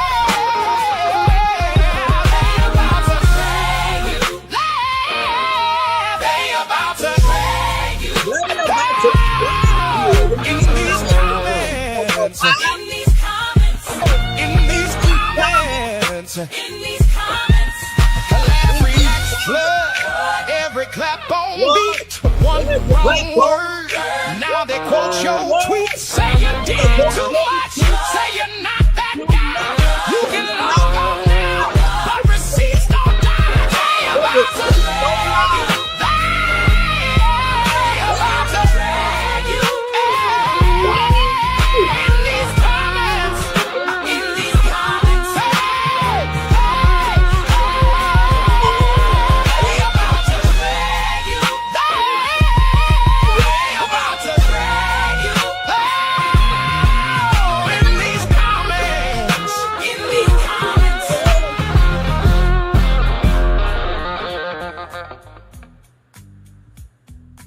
That also goes out to Always a Loser. A nobody calling a nobody to stop somebody from getting their bag, but yet you put out a song called Leave Me Alone, but yet you don't do it. I thought you were tired talking about the show. And then, of course, D.L. Woodsburg, who've been banned in 3 counties. That song also goes out to Toss Away K. That also goes out to Malago Scams. That also goes out to Boy Flacco. That also goes out to Coon Icket TV. That song goes out to a lot of people. Let's keep going. And I should be clear too. Don't even not that who the among us would ever be copping pleas for this. So I don't know why I'm saying this as though I assume y'all would be trying to give him no grace. But just in case there is a crazy mother out there who sympathizes with incels who can't get bitches, let me just be clear. This isn't just desperation. It's not just like he don't like little kids. He just thought his best chance of getting sex was little kids. No. He likes little kids. That he likes children. That is something this sick motherfucker makes abundantly clear through both his actions and his words throughout the entire documentary. So don't even miss and think he was just desperate and his back was to the wall and that's why he started trying to kids. We're interested in having 13-year-old, yes or no? Okay, and you said correct. Okay, all right. No, he's a nasty, sick ass. I want y'all to know this was in this documentary telling you in graphic detail every which way he want to these little girls, blaming the little girls, telling you all his plans for the little girls. He is telling you, Cole, that they said they was 13, that he was following literally strictly little girls. Like he not pretending that's not the case. I want to be clear. He had around 300 to 400 accounts he was following. The problem with that is around 120 to 130 of these accounts, 13-year-olds. 14-year-olds. Oh Lord, he remind me of. I always tell a story in real life to my real friends and stuff. If I've represented 1,000 people before, there's only one single I ever represented that I was like, oh, you a sick. And what made him immediately sick to me was exactly what made EDP very obviously sick, because the I telling y'all about what made the one dude I'm thinking of in my brain, the one dude I ever tell y'all I represented that made me knew he was a motherfucking weirdo. It wasn't his charges weren't particularly serious. It wasn't like he was charged with something crazy, anything like that. No. It's not the charges. It's what the said. Okay, it's what he said. When he sat down, when I go meet him in the cell, it was like, this is some bullshit. So I'm like, oh, this is some bullshit. Like, these charges are a lie. They've made this up on you. Oh, okay, I get it. All right. Like, you'd be mad if you get arrested for some shit you ain't do, right? So he was like, this is some bullshit. And I was like, oh, so you didn't do it? And he was like, nah, I did it. And I was like, oh, okay. All right, well, let me read you the charges and whatnot. And he still was like, this is some bullshit. So I'm like, it ain't 2 + 2 ain't adding up right now. They arrest you for something they say you do. You telling me you did do it, but you saying it's some bullshit. Huh? Okay. And so I remember telling him like, okay, well, for the future, as I'm going through the stuff or whatever, you can't touch women without their consent, you know? I give it to you. You got me there. And like, that's something, like, I wasn't lecturing him. I need you to understand like how I was saying this. This, like, as a lawyer, this me, you know, taking my notes. Like, I'm talking and passing. I'm looking down as I say that. I was like, okay, well, you know, in the future, you can't touch women without their consent. And he was like, I can do whatever the I want to them. And I was like, wow. Well, I'll just get dead small for anybody. And that's how EDP was giving it up, because EDP is sitting down telling you he's yes, he have a problem with everybody else. He's angry, he's outraged, he hate everybody that exposed him for being a and call him a. But sir, you were telling us you're you sitting there telling me worse shit about you and showing me worse shit about you than anything anybody else ever said in this motherfucker. But he literally, like, the first dude, there's several different characters they bring up as associated with his downfall, as exposing him as a. First is this dude, I think his name is Alex. Then this other name, what he named? Somebody Raven, Candid Raven, or some Raven. Let me look on YouTube, because I knew he was too. This one is a super Ravens fan, like how he was a super Eagles fan. So like, you know, this is a sworn enemy. His name was Cold Raven. So it's Alex, Cold Raven, and Jadeon. Lord, we could get to Jadeon. But anyway, he was calling Alex everything but a child of God, and how he's sitting there on man. I need y'all to understand. My way is not just telling us he's a but admitting to all the crimes. He telling you how he want to murder people. Yeah. Like this. Oh, Jesus Christ. I couldn't believe it. I was watching. I say mother's sick. I feel so bad for this future defense attorney. You don't know how horrible it feels. You don't know how horrible it feels to have to represent on a case where he done admit to the shit. He done confessed to it. Oh, nothing's worse.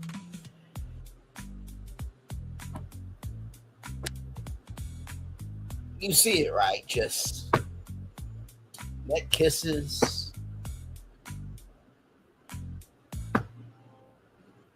motorboating, suckling, latching, kisses. Jesus! God Almighty! Hallelujah! Thank you, Jesus. Okay. How to get that out? Like, this is a fire woman. Okay, Ole Lee is the wifey. All right, but I agree. Just like for the future defense attorney to be on this case, like, and somebody is going to defend them in court. That best friend of his is going to defend them in court. Believe me.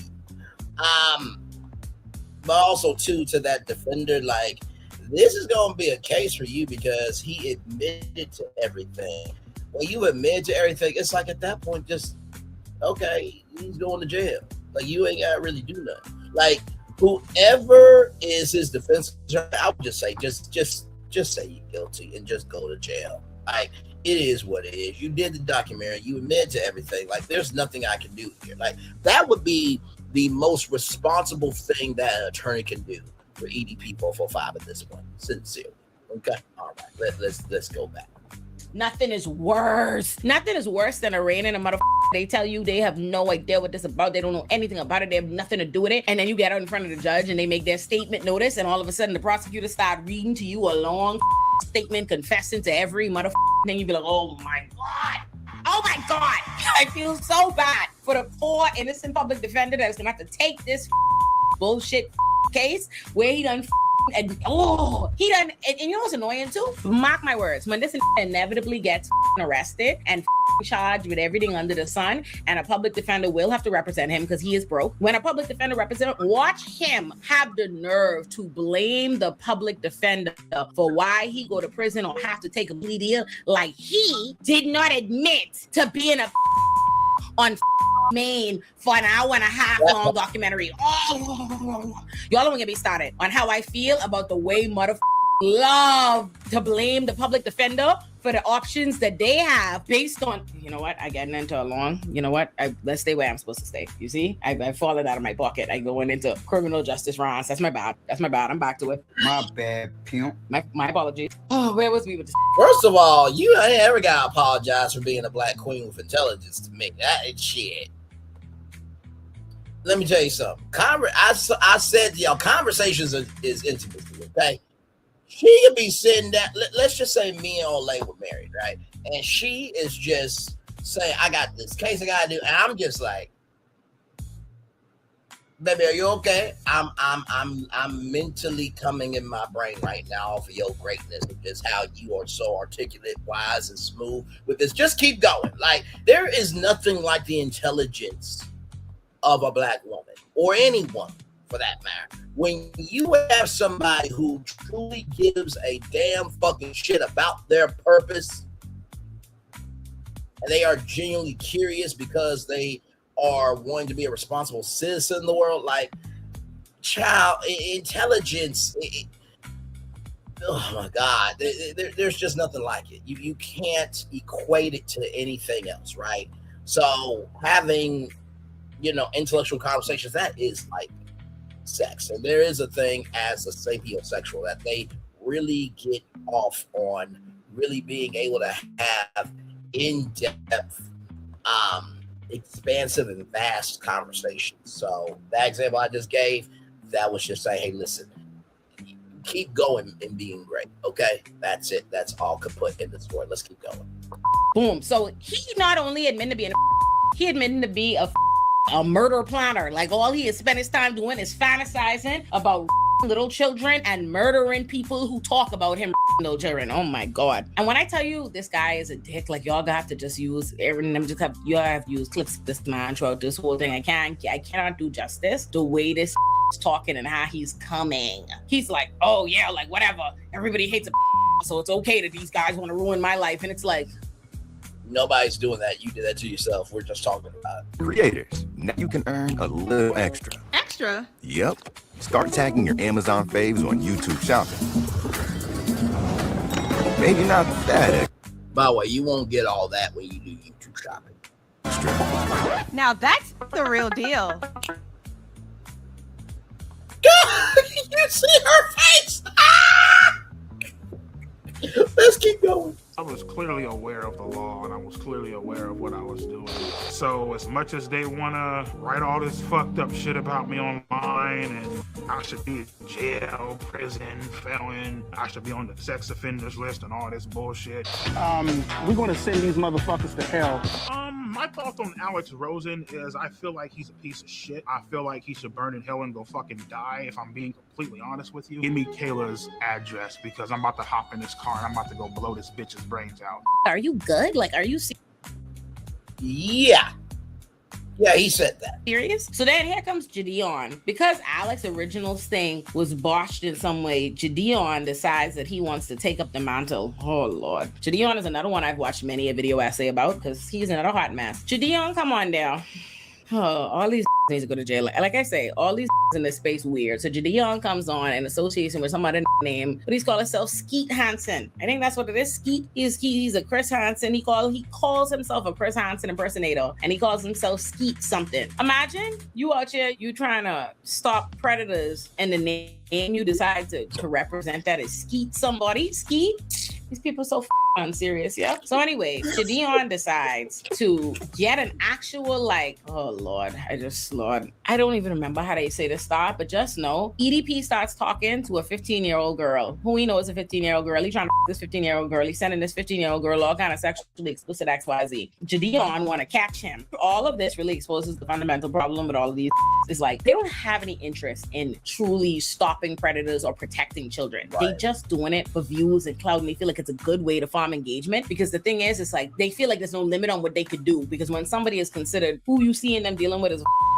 you will allow whatever kind of shenanigans and that they do. And that's why Gideon and all these people love doing this nonsense, not because they give a about protecting children. And that's going to be clear in every choice that Gideon makes, because please tell me why. Gideon invites the known into his Discord so that he could talk to the young children in this Discord. And when EDP starts talking to this 15-year-old girl in Gideon Discord, Gideon there have, egging the girl on to keep talking to him, and he, oh Lord, Gideon say, oh, I didn't tell her to make it explicit, and I told her not to be sexual, and I told her not to send pictures, and I told her not to do all this different stuff. But the 15-year-old girl, who's now 18, is in the documentary saying that Gideon tell her to do every motherfucking thing under the sun. She makes clear that not only is EDP himself a who preyed on her and all of this, but that Gideon himself is a problem too, because he actively encouraged this, and it's all very gross and very sick. I am going to explode in 6 seconds. But remember, I tell y'all, Michael, I'm dead on serious too, because even in this, he himself is a problem too, because he actively encouraged this, and it's all very gross and very sick.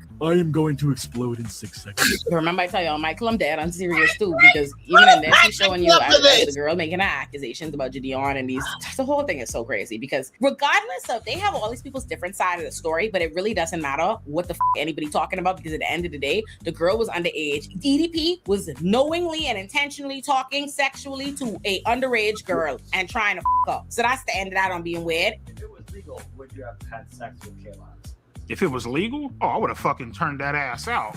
I would have fucking ate her ass out, my nigga, and made a funnel cake about her shit. You know what I mean?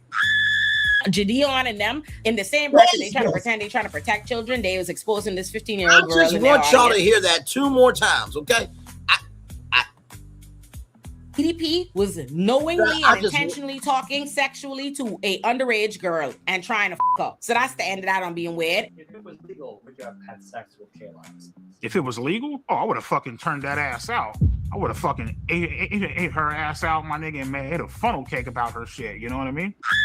Gideon and them, in the same breath that they trying to pretend they trying to protect children, they was exposing this 15-year-old girl in there. Was legal? EDP was knowingly and intentionally talking sexually to a underage girl and trying to her. So that's the end of that on being weird. If it was legal, would you have had sex with Kayla? If it was legal, I would have fucking turned that ass out. I would have fucking ate her ass out, my nigga, and made a funnel cake about her shit. You know what I mean? Gideon and them, in the same breath that they trying to pretend they trying to protect children, they was exposing this 15-year-old girl in their audience to this predator. So like everywhere. So to me, and by the way, here's the thing, right? So Gideon wanted an interview with EDP 445. So Gideon brought EDP 445 into his Discord, right? And he wanted to bring it into the Discord because it's a private Discord and all that stuff. Discord has its own universe, right?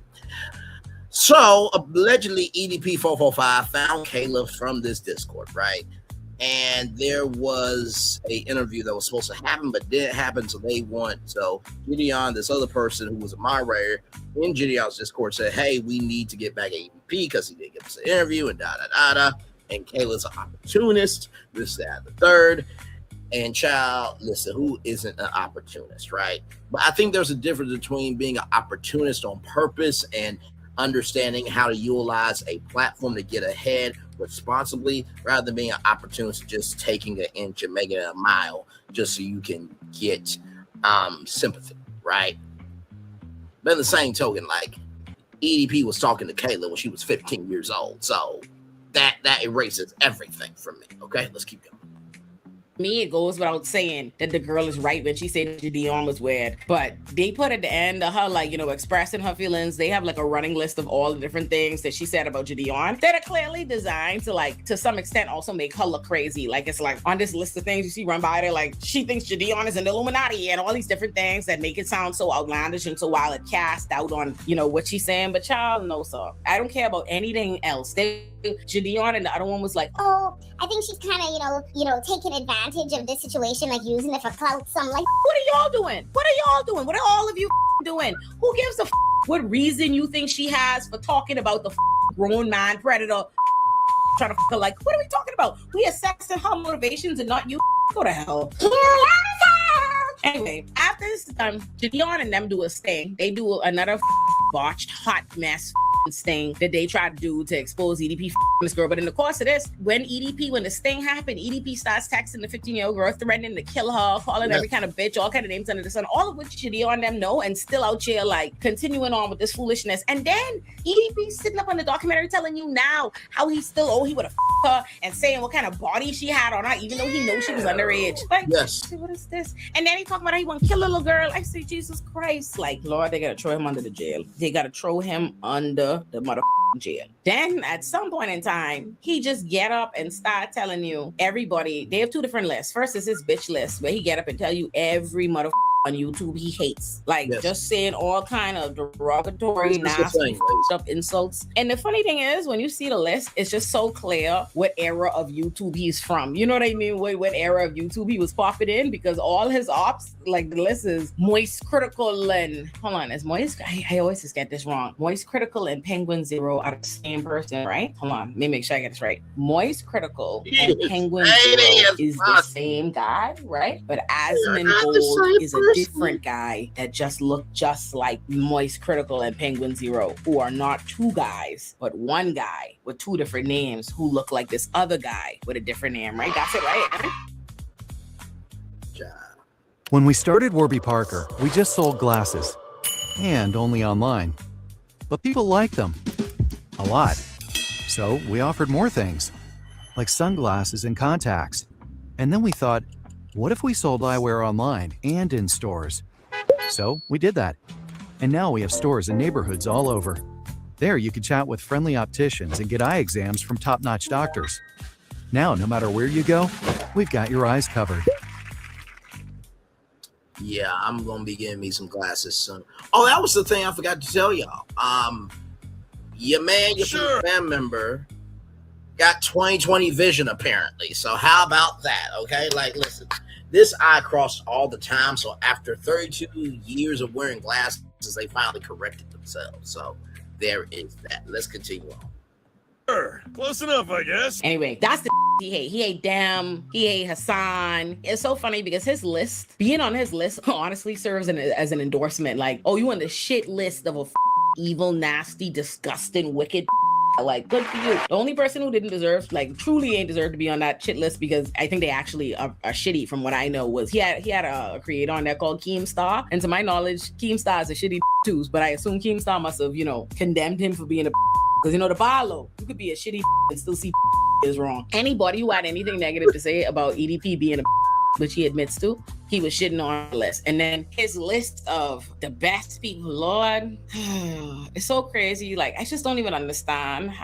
This young man. His list of all the people he loves is the Tate brothers, Donald Trump, Fresh and Fit, Ben Shapiro, and Just Pearly Things. I mean, need I say more? That's who we love. That should, I say, child, just said, if you listen to Ben Shapiro, you're going to be successful in life. Give me everything you got for this wet-ass P-word. Bring a bucket and a mop. So this suggests that there's an awful lot of, not to be too graphic, but some sort of medical discharge that's happening here. A big stinking rope pedophile who lay on the floor, leg, ashy toe breaker. If y'all see how he looked in this documentary, Mike Klum know he's so wrong for how he's going his way to make sure you understand this a big, funky, nasty motherfucker. Yeah, but after the longest, he's just talking about his desperate, miserable life and how he hate women and he can't get no pussy and he trying to figure out a way to like not like children. Like he even goes at some point in time in the documentary, they show that he started going to therapy to try to address being a. And that was short lived because they show you in the documentary. By the time the thing airing, he ain't in therapy no more. But they show him even like talking to the therapist, and then eventually. Oh my God.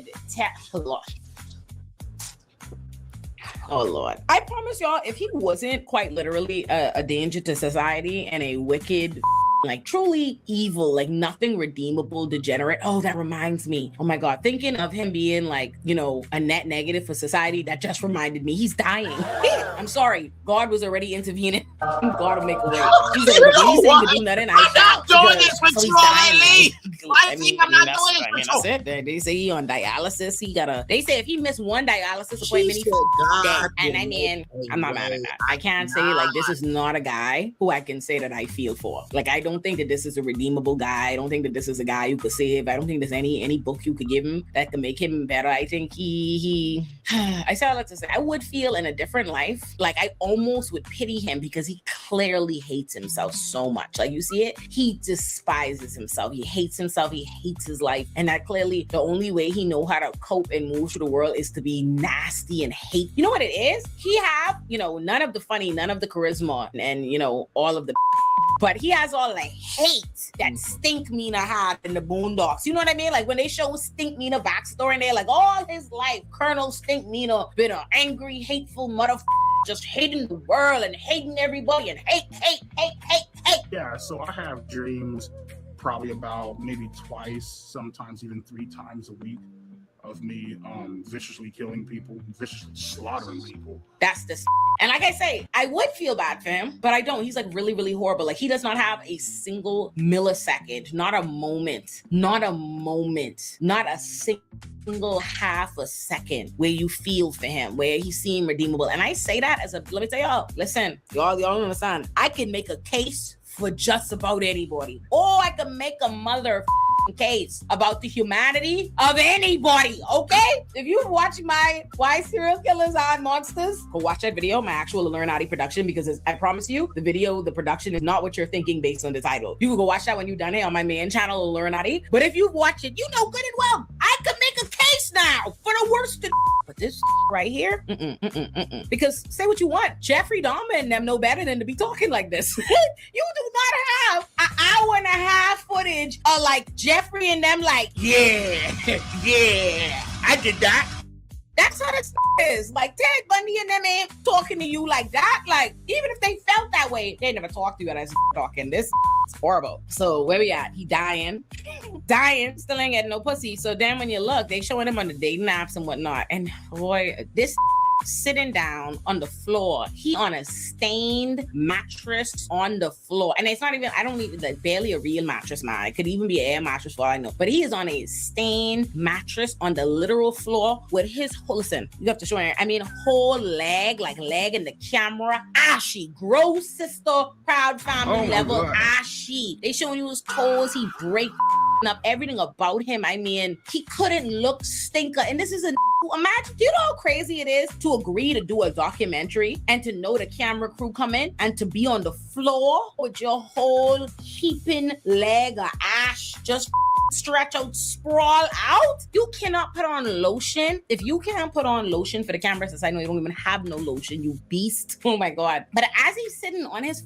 mattress on the ground, staying up mattress, ashy up, he have the nerve, he on the dating apps, he shows you one black woman and then he just starts telling you that this black woman has 8 children to like, and start shitting on her 8 kids, 8 this, da, da. First of all, I sure that innocent black woman, he don't know that woman. Are you sure he just saw a black woman? This everything about him is just a nasty incel. And he just decided, oh, I'm a car, she have a bunch of baby daddies and blah, blah, blah. Let me tell you something.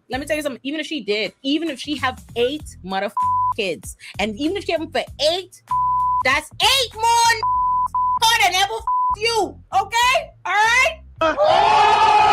Listen, I don't care if she pop pussy for 8, ain't none was you, okay? Now that is a motherfucking fact. The fact that she had 8 kids means she could pop that pussy 8 times for somebody else, but nobody wants to pop it back for you. That's a damn shame. You dragging somebody else, but yet you can't own up to your shit. That's sad. All right? Listen, but he starts talking shit about this woman, talking shit about the black woman. He's sitting there saying all kind of disparaging things. And then all you see when you look at his dating profile, right? Because Michael don't showing you all of this. It's nothing but big white women, which like, fine. But that's all he into, right? So he shows you this regular looking ass white woman. He's like, she's gorgeous. She's gorgeous. Because I want to remind you, this is a big... I'm sorry, this is gorgeous. Okay, the equivalent of this woman, I'm gonna just show you her twin sister. Okay, just give me a moment.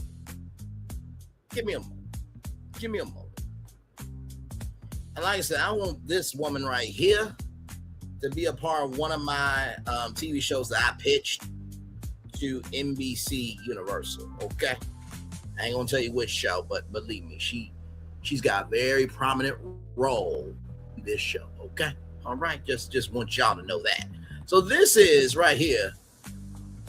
This is Oriani's twin sister, Precious Lee. Okay, all right. Now, for some of you gonna say, well, you would love to be a menage a trois, have both of them as your wife. Shut the fuck up.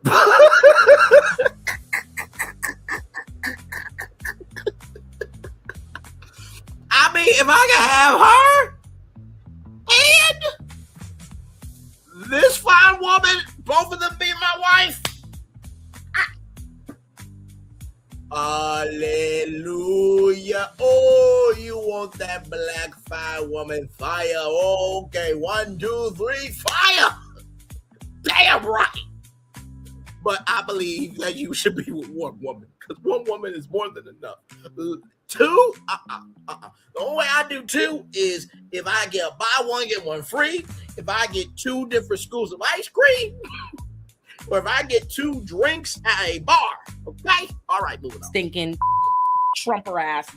I feel like normally when someone is like a black person who hates black people, I would draw some attention to that. But when they're just feels secondary, tertiary even. Like, you know what I mean? Like at that point, I don't really need your racial solidarity. We as black people don't need you, so I don't have a problem with that. You go ahead and be a you put on your MAGA hat, you get on the floor, lay on your mattress on the floor, don't lotion your leg, find your way, do whatever you want to do. Because at the end of the day, them white ladies don't want him neither.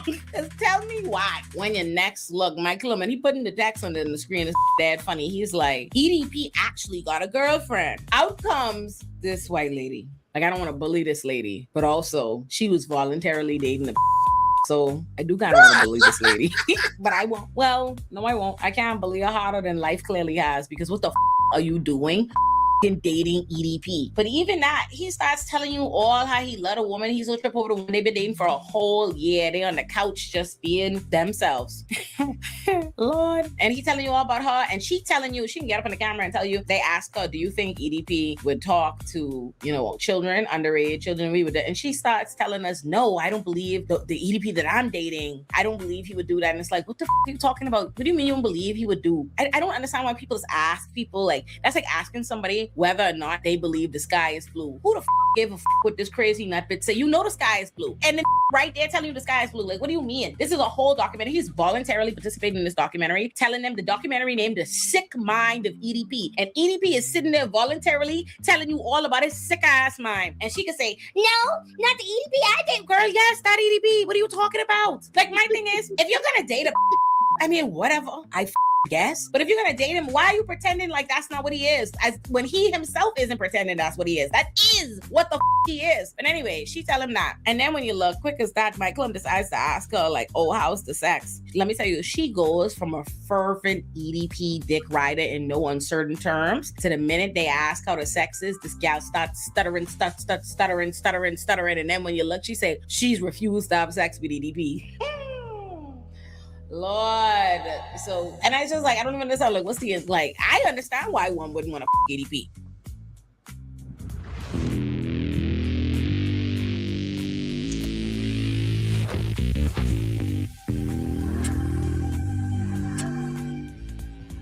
I know. Okay. It's too much. It's really big. We coming. Oh, we coming. Shout out to Coach Prime. You ain't got to explain to me why you don't want to EDP. What you do have to explain to me is why you dating EDP for a year, period. You obviously know something we know. You could understand what we know and understand the teacher why you don't want EDP. So why are you the air lady? What was the reason? What was the reason? And like, child. But she do all that caping and dick riding for EDP, only for him to spin around and dump her because she wouldn't grind him. And just like the wicked incel he was, they had just shown him in the documentary when they was together. He loved her. He's there. She loved. You see him all over, dead happy. This and next thing, he was with the woman for a year. But because she wouldn't him, as soon as they break up, and he had a documentary like she was annoying as I hated her. She was annoying. I didn't like nothing about her, insulting. And I was like, this is the problem with this. Is why you can't even feel bad for like this. I'm telling you, you cannot feel bad for him. He's the absolute mother worst. And then I trying to think anything else. Oh Lord, and then I forget. Jesus Christ. While we on the topic of sick school stand by weirdos. They say EDP ain't got many friends. All his friends blocked him after they found he was except one who they come and bring. And he, listen to me, this man had must see less than a full minute of screen time. And that minute was all he needed. That minute was all the police needed to have grounds to get themselves a search warrant because they need to lock that up. In reference to like, oh, EDP having sexual conversations with minors, he was like, who of us hasn't said inappropriate things to people before? Who of us hasn't what? And then they start talking about how EDP loves the children. I said, Lord Jesus Christ, where this going? They like, oh, would you let your children be around EDP? Please tell me. Oh Lord Jesus. They was like, would you let your children be around EDP? And he was like, yes, absolutely. He's like, there's nothing wrong with him. I let my children be around him. And then when you next look, this brings his little girl, a little black girl, over to the house of EDP. And when you next look, and I say, Michael, I know you're wrong for this. He ain't as wrong as the who allowing this, like his child to be there and all of this. But matter of fact, they start showing you a series of pictures of EDP with little girls. Yes. Like, who are these people in his life that are letting this big, nasty touch their little ass, hold their little ass girls? He started talking about making, like, tickling them and make girl. Oh my God, all kind of sick shit. They literally had this little girl next to him on the documentary, and she's so uncomfortable. He in front of her, he on a mat. Jesus Christ. You know what it is to be a little girl on a mattress on the floor with a 500-pound already have you on the floor. And with a go. Do you realize that in the imagine Snorlax try to you? What you could do to get Snorlax off you? Imagine Snorlax already have you on the ground. What the you could do? They have this big nasty next to this little girl, and he's saying all kind of crass, nasty shit in front of the little girl, and you could tell the little child uncomfortable. She doesn't speak when he talks to her. Like, they have her face blurred, but her body language is clear regardless, and she doesn't answer him. I say, Jesus Christ. Jesus Christ. Listen to me good. They ain't never been a that needed to be in jail more than this. Throw him under the jail. You throw him under it. And y'all have to go watch that. Just go watch that. That's some wild shit, okay? Y'all know your girl has merch, right? That's right. The Illuminativerse has merch, so you can rep your favorite channel. Whether you're an Illuminati pop girl like myself, an Olay and chill enthusiast like my baby sister, an Olay and friends stan like all my friends, somebody who likes to scream with me on Illuminati Bites, or somebody who locks in for a 2-hour Illuminati production, we've got something for you. We've got mugs, shirts. First of all, gorgeous! You see the blue air? Listen, I will be a poor, unfortunate soul for this one, man. Jesus, take my voice, damn it. Take it.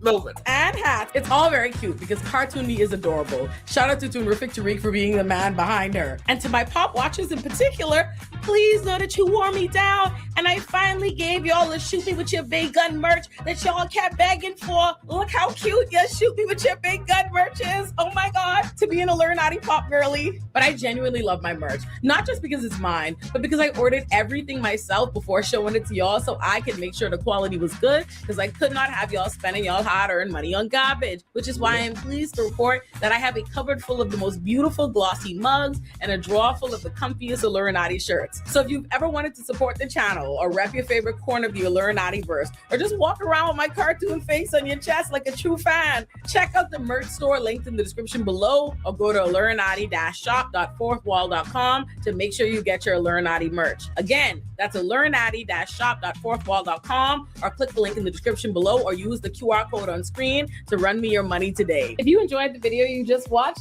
y'all saw that, right? Okay, we're just gonna play this so we can.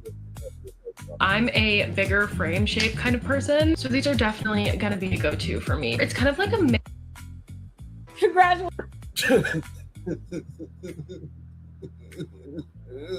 Jesus! You've officially wandered into the Illuminativerse. Now, before you get overwhelmed, let me explain where exactly you've landed, because apparently one YouTube channel was not enough for me. If you're looking for my biggest productions, the kinds of videos that require me to disappear into a cave for 6 weeks and emerge with an existential crisis, subscribe to Illuminati, my flagship channel, where you'll find my magnum opuses like If Pretty is a Privilege, Ugly is a Curse, How This Didn't Age Well Destroyed Media Literacy, How Men Become Aziz Ansari, Why Serial Killers Aren't Monsters, and so much more. If you're here because you love television, movies, and hearing me explain why everybody misunderstood your favorite character, subscribe to Illuminati Pop, my TV and film essay channel. That's where you'll find fun deep dives on How I Met Your Mother, Sex and the City, Desperate Housewives, You, Euphoria, Insecure, Girlfriends, and more. And if you'd like to watch my videos uncensored, get early access, and support the channel directly, just join the Illuminati Pop Patreon. If you are looking for chaos and a good time, subscribe to Ole and Chill, where I unpack reality TV, TikTok drama, documentaries, chaos and internet, and whatever nonsense the internet has cooked up this week. If you'd like to watch me and some of my favorite Black creators and thinkers come together to discuss the culture, subscribe to Ole and Friends. If you're looking for shorter commentary on whatever the internet is currently spiraling about or whatever's on my mind, subscribe to Illuminati Bite. If you want to watch me and my bitch Kenny JD laugh, overshare, talk a little shit, and unpack the messiness of life, love, and the internet, and whatever foolishness we watching, subscribe to Ole and Kenny. If politics is more your thing and where you know me from, subscribe to Illuminati Politics for my State of the Union like addresses on O Squared. And if music is your thing and you want to hear what I think about the latest albums and what I'm getting into, subscribe to Illuminati Extras. Subscribe to whichever corners of the Illuminati verse speak to you, or subscribe to all of them and become a full-time resident. And while you're at it, you can follow me everywhere: Instagram, TikTok, Threads, and Twitter at Illuminati. You can also follow Illuminati Pop and Ole and Chill and Ole and Friends on social media so you never miss a thing. Welcome again to the Illuminati verse. Now go look around a little bit. Make yourself at home.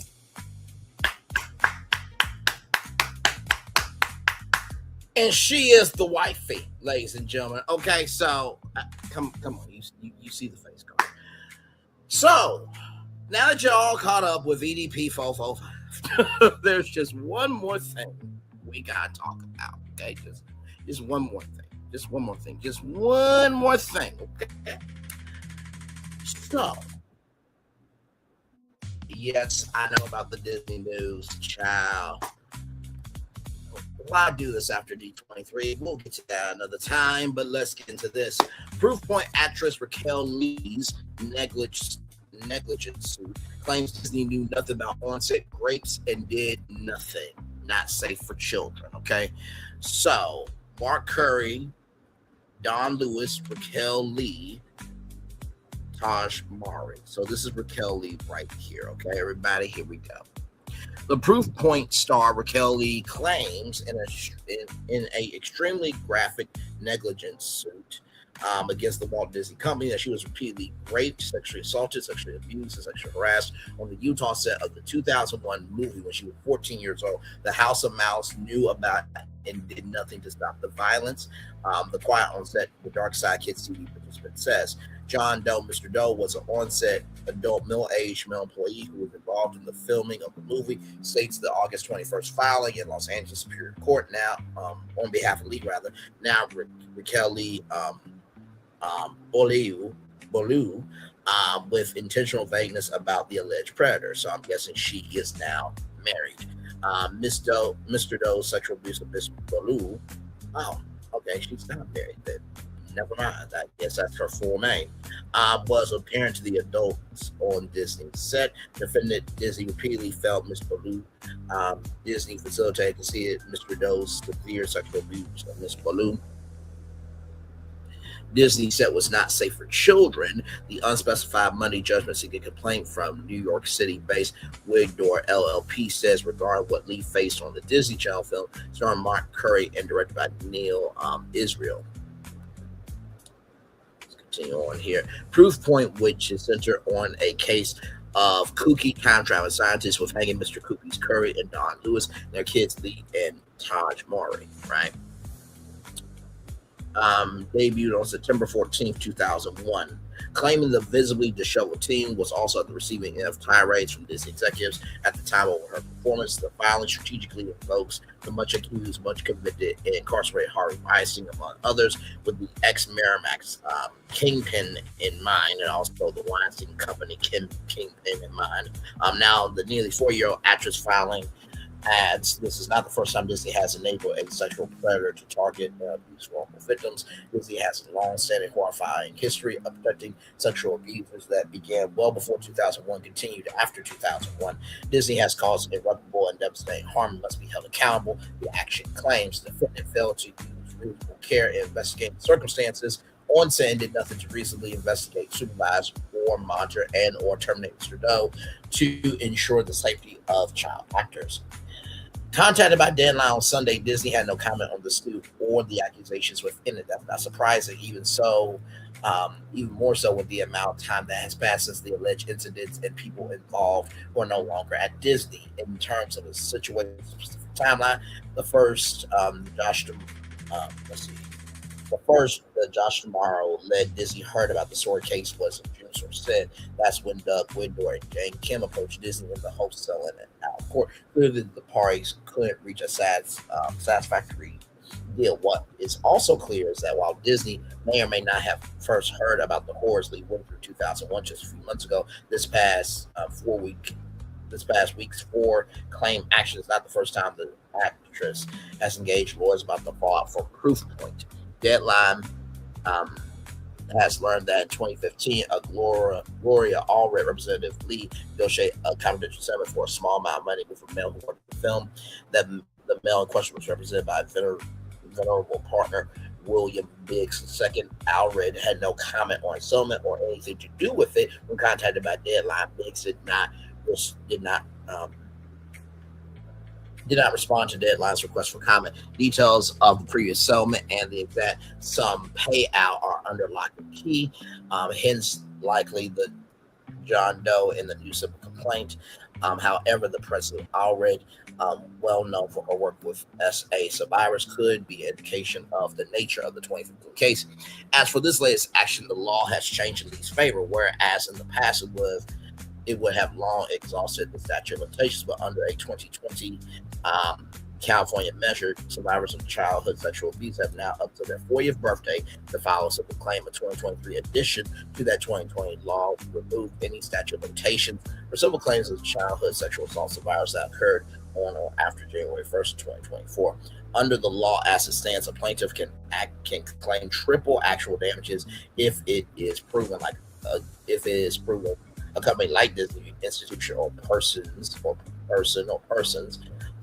were aware of the assault and abuse and chose to conceal what was happening. State of affairs is that a state of affairs that is precisely what we are saying Disney did in her case on Proofpoint. It is worth noting that former Real Housewives of former Real Husbands of Hollywood regular Peru has worked with Disney on several occasions since Proofpoint. She did a voiceover on Disney Plus's 2022 revival series, Proud Family Louder and Prouder, after being in the voice cast of the original animated series from 2001 to 2005. Malou's attorneys did not comment today on the 2015 settlement, but they were not silent about what they filed over the weekend. Over the last decade, countless child actors have come forward to bravely share their experiences of abuse by adults in entertainment, said Tori and Kim. As former government prosecutors, our message to the entertainment industry is simple. This conduct is inexcusable, and those involved directly or indirectly must be held accountable. So, just wanted to let you guys know about that, because when I saw that, okay, after we got off of being on tour together this morning, I'm like, okay, I have to redo the show this morning. I have to redo this morning show and add this, and also too, I really want this to be the show. I had an eye exam. It didn't take too long, but still, I wanted to make sure that you guys got a full show. So with that being said, that is the show. Thank you all for being here. Like I said, people are supposed to connect with Disney, and nobody should be getting in with kids EDP 445. And like I said, the cuts that are not seen should be heard out loud. All right. So one love, much love, all love. I feel the love is sitting right back to you. Give me a little bit. I'm going to rest for a little bit, and then I'm going to watch part 3. I'm going to try to give that to y'all not tonight at 6. Then, if I can, 8:30, we're going to talk about Patti LaBelle's nephew, because what the fuck is wrong with you? We got a lot to talk about, okay, over here on this channel. One love, much love, all love. I feel the love and send it right back to you, by everybody. And by the way, my take on this story is that child stars, they carry a lot of pain that fame covers up. And just because you have access to cope better than others doesn't mean that the pain is not real. And I hope that Raquel Lee gets everything that she wants out of this. And this is her story. Y'all. We cannot tell her how to feel. Amen. Amen. Amen. All right, man. All right, man. Let me go. Peace.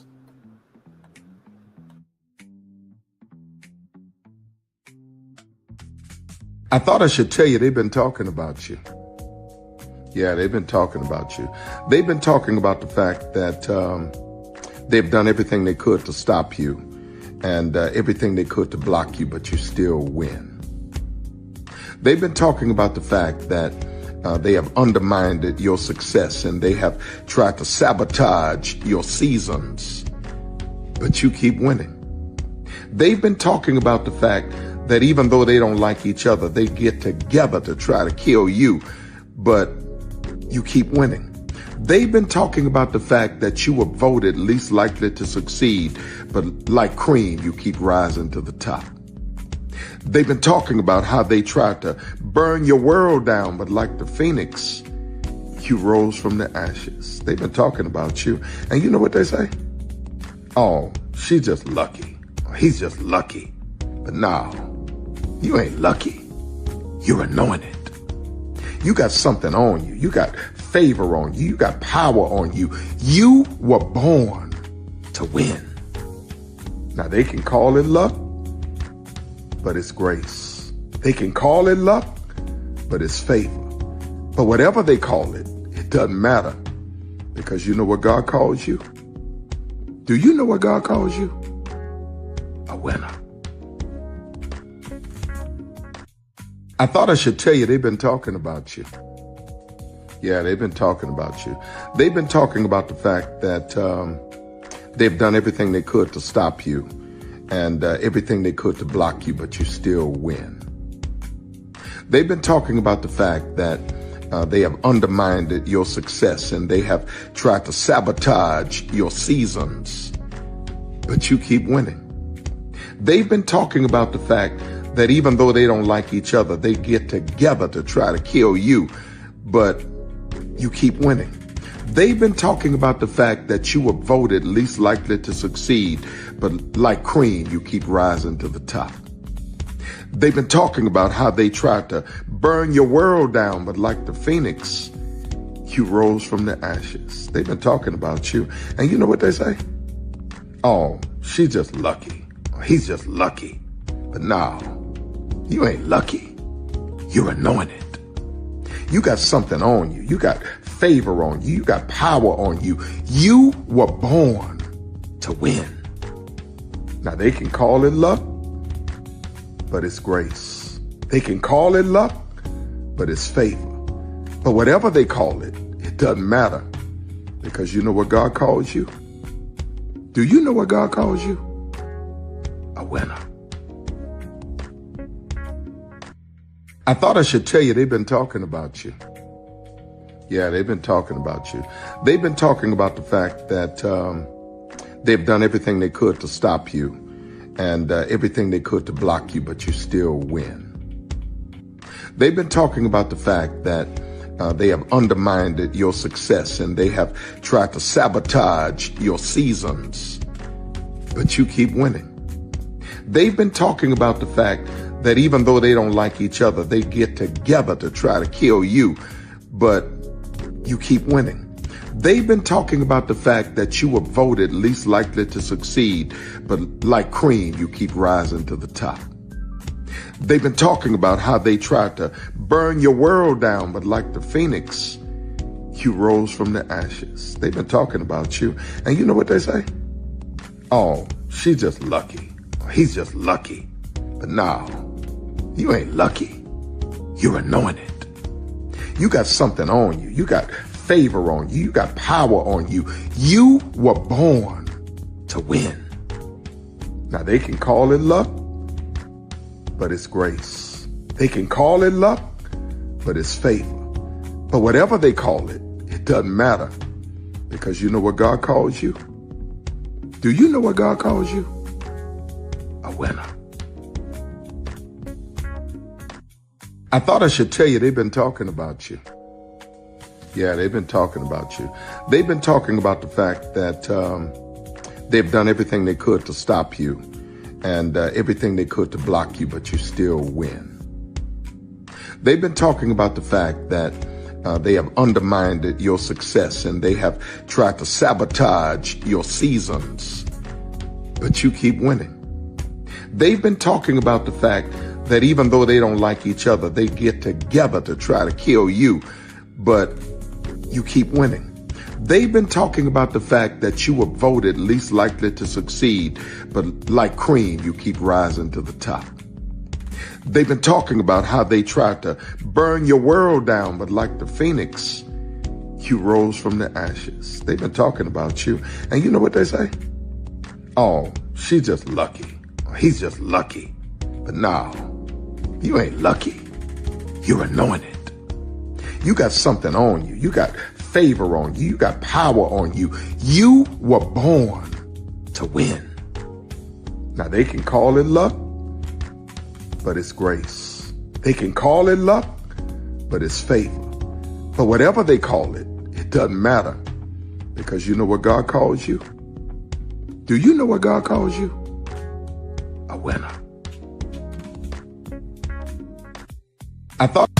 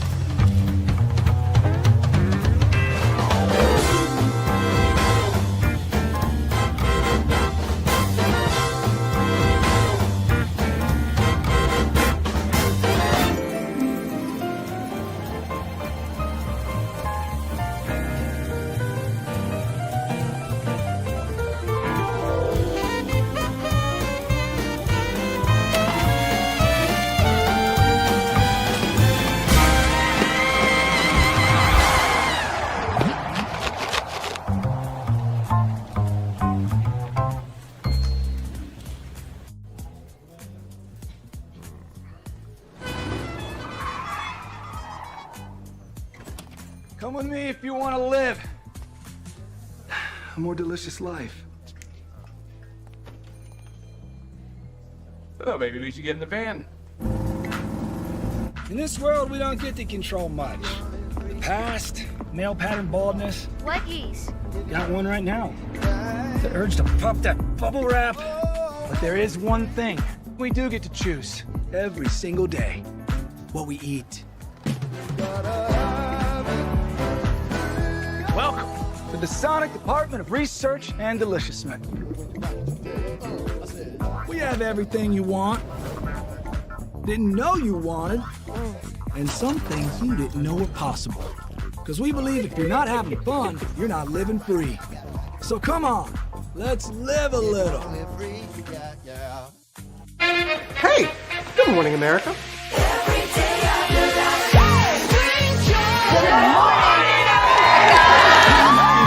Good morning, America. Good morning, America. Good morning, America. Money! Are you ready? They are ready. Covering the biggest events in the country right now. There's a lot going on here. It's always a good time. That's what the show's about. That's good. Really good. Very good. Coming in hot, Jimmy, coming in hot. It's far from elementary. Good morning, America. I'm not going to try to strut like Michael or anything. I have known George a long, long time. Have you ever known him to dance? Look at that face. You don't just see it, you feel it. I'm in. I'm in. I'm in too. I'll be there. I am here and so happy. I'm in. I'm in too. I'm in. That tells you something when Snoop Dogg's in. Michael, George, Lara, Ginger. Prepare for a journey beyond imagination, beyond belief, beyond anything you've experienced before. Universal Epic Universe, a new theme park where you'll step through extraordinary portals to 5 immersive worlds. Prepare for a cosmic voyage of discovery, an isle of fire-breathing excitement, a shadowy world of monsters and mystery, new wonders in the wizarding world, and a new way to play. plus the splendor of a magnificent resort hotel overlooking the park. It's all new excitement at Universal Orlando Resort. A week's worth of vacation thrills with 4 amazing theme parks, a variety of spectacular themed hotels, and incredible dining and entertainment. It's all at Universal Orlando Resort, where you'll find new adventures every day. Explore the astonishing worlds of Universal Epic Universe at Universal Orlando Resort. Because here's the thing, a good streamer can find other content. Because here's the thing, a good streamer can find other content. Because here's the thing, a good streamer can find other content. Because I've been moving on my own accord, covering Black culture. There is more to life. I heard that, friend. Braylon, shout out to Braylon. Make sure y'all go follow Braylon in case y'all haven't. I love your content. I have been moving on my own accord, covering Black culture. There is more to life. I heard that, friend. Braylon, shout out to Braylon. Make sure y'all go follow Braylon in case y'all haven't. I love your content. I have been moving on my own accord, covering Black culture. There is more to life. I heard that, friend. Braylon, shout out to Braylon. Make sure y'all go follow Braylon in case y'all haven't. I love your content. I have been moving on my own accord, covering Black culture. There is more to life. I heard that, friend. Braylon, shout out to Braylon. Make sure y'all go follow Braylon in case y'all haven't. I love your content. Child, Braylon been over there doing his thing, minding his GD business, staying out of trouble, trying to get the folks some positive stuff to talk about. Besides lying all the damn time. Child, Braylon been over there doing his thing, minding his GD business, staying out of trouble, trying to get the folks some positive stuff to talk about. Besides lying all the damn time. Child, Braylon been over there doing his thing, minding his GD business, staying out of trouble, trying to get the folks some positive stuff to talk about. Besides lying all the damn time. Child, Braylon been over there doing his thing, minding his GD business, staying out of trouble, trying to get the folks some positive stuff to talk about. Besides lying all the damn time. Child, Braylon been over there doing his thing, minding his GD business, staying out of trouble, trying to get the folks some positive stuff to talk about. Besides lying all the damn time. Power 923 Jams and the Arkansas Minority Health Commission encourages you to take the COVID-19 vaccine to help keep you and your loved ones safe. Involved in our community, the People Station, Power 923 Jams. KIPR Pine Bluff, Little Rock, KFOG, Little Rock, a Cumulus Media Station. And now, back to the jams. Hip-hop. Drake. Girls want girls where I'm from. Yeah, well, girls want girls where R&B. J. Howell. Just cause I love you and you love me. And now, bumping back-to-back continuous music with another fresh new jam. Heard here first on the People Station, Power 923 Jams.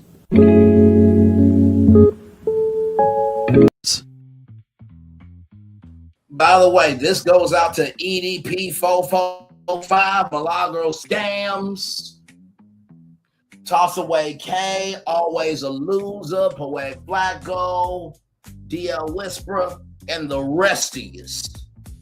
That's going to review that show September 12th and going to complain about the hellhole that you put yourself in and everybody in between. This is for y'all. They're about to drag. They're about to drag you. They're about to drag you. In these comments. In these comments.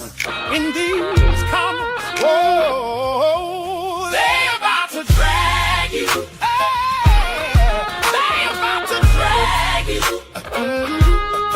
In these comments. In these comments. In these comments. In these comments.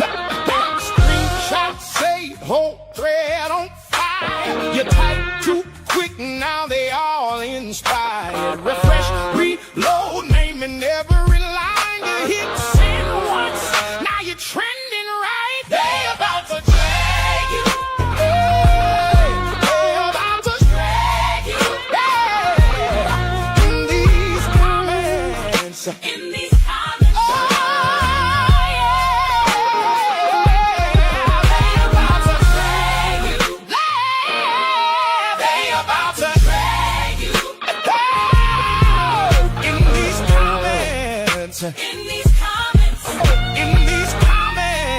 comments. In these comments.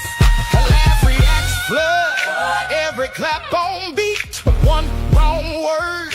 Now they quote your tweet. Say you did too much. Say you're not that guy. You can log on now, but receipts don't die. They about to drag you. They about to drag you. In these comments. In these comments. They about to drag you. They about to drag you. In these comments. In these comments.